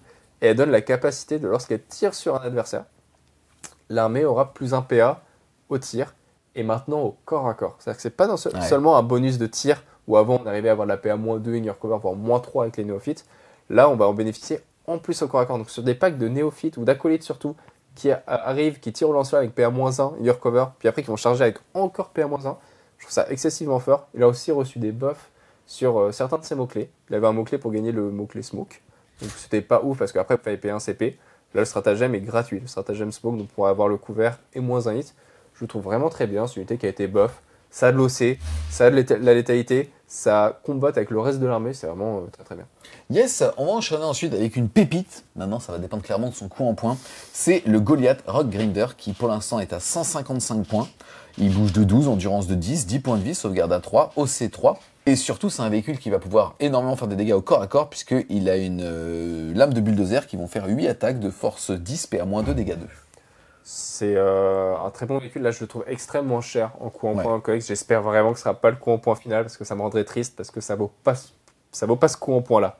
Mais c'est une très très bonne unité qui fait du tir, qui fait du close, qui est pas ouf mais qui est pas dégueu globalement sur ces capacités là et qui a gagné une nouvelle capacité que je trouve très forte, qui est assez tricksy mais qui peut vraiment être un peu embêtante pour l'adversaire. C'est lorsque l'adversaire va vouloir se désengager de ce véhicule si on arrive au corps à corps. En fait, il va devoir faire son test de Desperate Escape s'il est pas véhicule ni monstre. Et ça peut être extrêmement pénible sur des unités, des armées d'élite qui veulent jouer sur leur ouais, je fall back, je tire charge, je m'en fous. Ouais, ok, vas-y, fais ton Desperate Escape. C'est un mort, et si jamais t'as raté un test d'ébranlement, c'est sur du 1-2-3. Ouais, donc ça peut être vraiment pénible. Encore une fois, dans cette idée de je me vaut de chez l'adversaire, de toute façon, je vais tirer, je vais taper même au corps à corps avec mes 8 attaques, PA-2 dégâts 2. Donc c'est quand même pas mal. C'est vraiment... Et en plus de ça, c'est un véhicule à découvert. C'est-à-dire que les unités à l'intérieur peuvent tirer. Yes, tu as 6 postes de tir dedans. Ouais, donc pour le Benefactus, bah là c'est méga bonus puisqu'il pourra faire des tirs très fiabilisés dessus. Alors c'est vraiment un véhicule qui fait un peu de tout, qui est très très utile. On peut faire des tank shocks bien. Enfin bref, il y a plein d'utilités à ce véhicule-là. J'aimerais juste pas qu'il coûte trop cher parce que sinon il sera juste insortable, quoi. Yes, j'ai une question pour toi. Le fait que tous les véhicules, ils aient pas le mot-clé de faction culte embûche et que tu ne puisses pas les faire revenir, est-ce que tu as quand même envie de les intégrer? Franchement, ouais. Juste pour se protéger des tirs sur ligne de vue, pour avancer assez vite vers l'adversaire, ça reste quand même des très bonnes unités. On en a besoin. C'est aussi une de nos façons de tenir les primaires parce que une des faiblesses du QJCR, c'est qu'il est très fragile. Alors qu'on sait que quand on a des capacités de débarquer d'un véhicule après qu'il soit mort, ce côté un peu gigogne ou poupée russe, c'est-à-dire qu'on a un véhicule avec 10 infanteries dedans, l'adversaire va devoir péter le véhicule, puis péter l'infanterie qui va en débarquer, pour t'empêcher de score de primaire. Et en fait, on n'a que nos véhicules qui font vraiment ça bien. Donc non, j'aimerais vraiment pouvoir les jouer. Et le fait est que tu n'aies que 6 places dedans, t'as envie de jouer quoi? On peut jouer des Jane Stealer, on peut jouer des aberrants, on peut jouer des hybrides métamorphes, on peut jouer des petits packs un peu pénibles, juste des persos, les 3 Benefactus, ils vont être là, ils vont faire leur petit tir. Non, c'est marrant. Mais c'est plutôt des unités, du coup, plutôt du MSU, qui vont pouvoir se projeter. Ok, on va terminer avec le Goliath, donc l'équivalent du Rhino, 85 points, le transport, qui a, on va dire, une ligne de défense qui est complètement standard et qui a aussi la capacité d'avoir le support de tir, tout simplement à partir du moment où une unité a débarqué de ce transport, elle va pouvoir, si elle cible la même unité que lui, relancer les jets de blessure. Ça peut être pas mal sur des pistolets lance-flammes qui vont être full relance des blessures, en plus du tir du Goliath, ou par des unités rejointes par un Primus. Donc le Primus donne full relance des touches. En plus de ça, on aura la full relance des blessures. Ça peut être bien. Après, je le trouve un peu moins bien que le Goliath Regrinder, puisqu'en fait, il fait juste ça. Il fait pas beaucoup de tirs, il est juste là en support. Il a 12 places, tu passes aussi à 12 places. Il a 12 places, mais il est que découvert 6, alors qu'avant il était découvert 12, donc vous pouvez tirer avec tout le monde. Là maintenant, il n'y a que les armes lourdes et quelques tirs qui vont pouvoir tirer. Donc je suis un peu déçu, je préfère clairement le Regrinder, qui est plus multi-usage, alors que celui-ci, il sert juste à faire transport, et après, une fois qu'il sera mort, il ne reviendra pas. On a fait le tour, les amis, de ce qui va faire le sel du culte Jane Stealer. On a donc vu les détachements. Vous avez vu que pour le coup, c'est très bien harmonisé de la part de Game Workshop. On a le détachement générique, c'est-à-dire celui de l'index qui permet juste de tester le gameplay, d'être meilleur quand arrive des renforts. Et derrière, on va avoir des détachements qui vont nous permettre notamment de pouvoir justement faire quand même sortir des unités à thème dépendamment justement des blips et de comment est-ce que l'adversaire va jouer contre nous. Donc je trouve que les détachements sont tous très bien. Ça propose beaucoup de rejouabilité. C'est une armée qui va créer du jeu. Et ça, je trouve que c'est très bien. Elle va être capable. En fait, c'est une armée qui mettra toujours des points, qui n'aura jamais de mauvais match-up. C'est-à-dire qu'en gros, même face à de l'élite type Custodes, ça va pouvoir jouer. Même face à du Swarm, ça va pouvoir jouer parce que lui aussi Swarm et a de la saturation. C'est quand même une super armée polyvalente pour ça. Maintenant, c'est plutôt au niveau de l'échelle de puissance qui, sur son écriture, comme ils ont été baissés sur la puissance justement de leur anti-char ou des gros tirs à usage unique, on va vraiment être trop basé sur le 4+. Tu penses pas? C'est là où on est en attente énormément des coups en points. C'est-à-dire que c'est vraiment les coups en points qui vont nous dire si la faction est jouable ou pas. Vraiment, on a des bonnes règles. Quasiment toute la gamme est jouable dans des détachements très différents avec des spécialités, avec un gameplay nouveau, de gameplay où je suis sur table, j'agresse et je ressuscite chez moi et je reviendrai, pas des réserves mais sur table et on va continuer de jouer sur table. Ça, je trouve ça super bien qu'on ait cette possibilité en QGSR de jouer là-dessus. C'était pas du tout le cas auparavant. Par contre, c'est vrai que c'est une armée qui souhaite revenir et qui souhaitent être nombreux sur table. Donc si les coups en points sont élevés, en fait, non seulement on va pas faire mal à l'adversaire, parce que globalement on a pu voir qu'en termes de létalité c'est pas foufou, mais en plus on sera pas beaucoup, donc on pourra même pas jouer le gameplay des blips en mode je les ramène chez moi et je te swarm de cultistes en boucle, et de toute façon tu peux pas arriver chez moi parce que t'as trop de gens devant toi. Tu vois, je suis pas pour la stérilité du jeu et du fun, mais je pense que si les utilignes avaient comme juste règle, ils reviennent une fois, ça serait juste plus stable et donc plus savoureux. Ouais, ou un +1, ou plus de sources de fiabilité. On a vu que le seul détachement qui fiabilisait ça était le Génocride Congrégation, donc le prince des pauvres, un peu masse de cultistes. Qui a une amélioration qui vous permet une fois par tour de relancer ce fameux jet de dés. Ouais, plus le stratagème pour 2 PC, pour quand même revenir. Mais j'ai peur. J'attends vraiment les coups en points, et là on pourra vraiment se projeter en tant que joueur culte. Là on nous dit juste, vous avez des outils, ils seront tous potentiellement bien, on sait pas combien on vous en donnera. T'as pas le budget, tu vois. Mais même quel que soit le coup en point, pour moi, c'est systématiquement moteur de frustration parce que c'est pas forcément le bon pack qui va revenir et ainsi de suite. Je trouve que, et comme là, enfin, franchement, quand tu avais l'impression d'affronter 3000 points en début P10, cette règle-là n'a pas changé par rapport à ça. Sauf qu'avant, c'était beaucoup plus fort. Ouais. Donc, parce que c'était écrit de façon plus forte. Là, on sent qu'ils ont downgradé justement parce que tu vas jouer sur l'endurance et puis justement sur le sprint. Donc, moi, ce que j'aime, c'est que cette armée, elle va être équipée pour faire une belle version Tu vois ce que je veux dire? Ouais, carrément. Elle saura toujours tout gérer, Ouais. puisqu'elle sait tout gérer, cette armée, c'est ça qui est bien. Mais encore une fois, c'est plus ce souci d'écriture du 4+, je joue à 2530. C'est ça. Bah, après, c'est le parti pris qu'ils ont fait avec cette armée en se disant c'est une armée de masse, une armée cultiste, c'est une armée qui est tellement niche, donc on va en faire des règles très bizarres. Ouais. Ce qui est hyper cool parce qu'en fait, quand on joue cette faction, on a vraiment l'impression de jouer à un autre jeu et de jouer quelque chose de très spécifique et de forcer l'adversaire à un gameplay différent. Donc ça, c'est vraiment hyper satisfaisant. Bah, ça sort du Space Marine, de la sorte de bataille qui sont assez classiques dans leur gameplay. Donc c'est vraiment bien, mais c'est vrai qu'on va très vite, que ce soit pour l'adversaire ou pour nous, avoir une source de frustration par ça. Yes, complètement. En tout cas, très bon niveau rejouabilité, très bon niveau modélisme. Franchement, si jamais vous aimez cette armée, vous pouvez y aller les yeux fermés, tout comme cet homme qui a jeté son, qui est chelou, qui a jeté son dévolu sur ces mecs chelous. Si vous êtes chelou, allez-y. Plus sérieusement, merci beaucoup Lamar d'être venu justement nous présenter cette faction-là. Les amis, on espère clairement que vous avez aimé cette vidéo. C'est le cas, n'hésitez pas à mettre un gros pouce bleu dessus, à la commenter, à la partager. Un petit pouce avec le 4e bras. C'est ça, oui. Si vous voulez supporter French Game Show, n'hésitez pas à aller faire un tour sur son Tipeee, le lien sera en description. Et nous, on vous dit à plus les Wargamers.